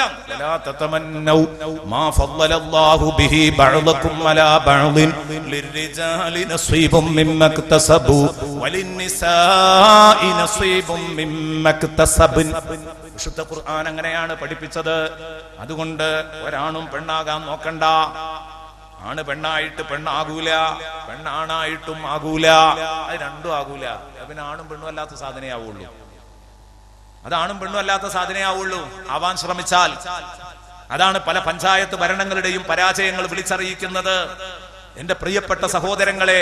അപ്പൊ അതുകൊണ്ട് വെറുതെ ഒച്ചപ്പാടുണ്ടാക്കിയിട്ട് കാര്യമില്ല. പലരും ഇങ്ങനെ എന്ത് ചെയ്യും, ഖുർആൻ പുരുഷ മേൽക്കോയ്മയുള്ള മതമാണ് ഇസ്ലാം, അങ്ങനെയൊന്നുമില്ല, വെറുതെ പറയാണ്. അതിനാകെ പറയാറുള്ളത് അർരിജാലു ഖവ്വാമൂന അലൻ നിസാ എന്ന ആയത്താണ്. ആകുള്ള ഒരു ആയത്ത് ഇതാണ്, അർരിജാലു ഖവ്വാമൂന അലൻ നിസാ, പുരുഷന്മാര് സ്ത്രീകളെ അടക്കി ഒതുക്കി ഭരിക്കുന്നവരാണ്. ആരാ നിങ്ങൾക്ക് ഈ അർത്ഥം വെച്ചു തന്നത്? അല്ലെ, ഇസ്ലാമിന്റെ വിരോധികളോട്, ഇസ്ലാമിന്റെ ശത്രുക്കളോട്, ഇസ്ലാമിനെതിരെ പേനയുന്തുന്ന മുസ്ലിമായ ഉമ്മക്കും ബാപ്പക്കും ജനിച്ചവരോട് അടക്കാണ് ചോദിക്കുന്നത്. ആരാ നിങ്ങളെ ഈ അർത്ഥം വെച്ച് പറ്റിച്ചത്? അർരിജാലു ഖവ്വാമൂൻ എന്ന് പറഞ്ഞതിന്റെ അർത്ഥം പുരുഷന്മാര് ഭാരമേറ്റെടുക്കേണ്ടവരാണെന്നാണ്.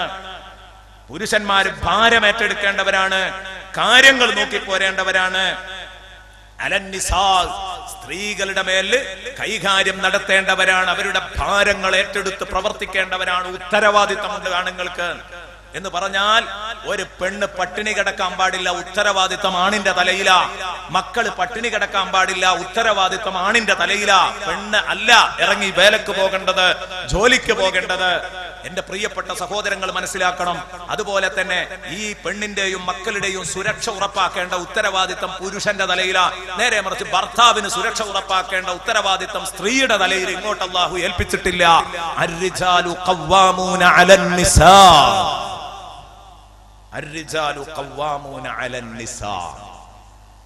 കൂടുതൽ ഭാരമുള്ള ഒരു വിഭാഗമാണ് പുരുഷന്മാരെന്നാ പറഞ്ഞത്. ഉത്തരവാദിത്ത ഭാരം കൂടുതലാണ് പെണ്ണുങ്ങളെക്കാൾ. പെണ്ണുങ്ങളുടെ കാര്യമൊക്കെ, അവരുടെ സംരക്ഷണമൊക്കെ നോക്കി പോരേണ്ടവരാണ് പുരുഷന്മാരെന്നാ പഠിപ്പിച്ചത്. ഒരു വിഷയത്തിൽ, ഇതുപോലുള്ള ഒരു വിഷയത്തില് ഒരു സഹോദരി പറഞ്ഞു, എപ്പോഴും എന്റെ ഭർത്താവ് അർരിജാലു ഖവ്വാമൂന അലൻ നിസാ, അർരിജാലു ഖവ്വാമൂന അലൻ നിസാ. ഈ ആയത്ത് മാത്രമേ എന്റെ ഭർത്താവിനെ അറിയുള്ളൂ.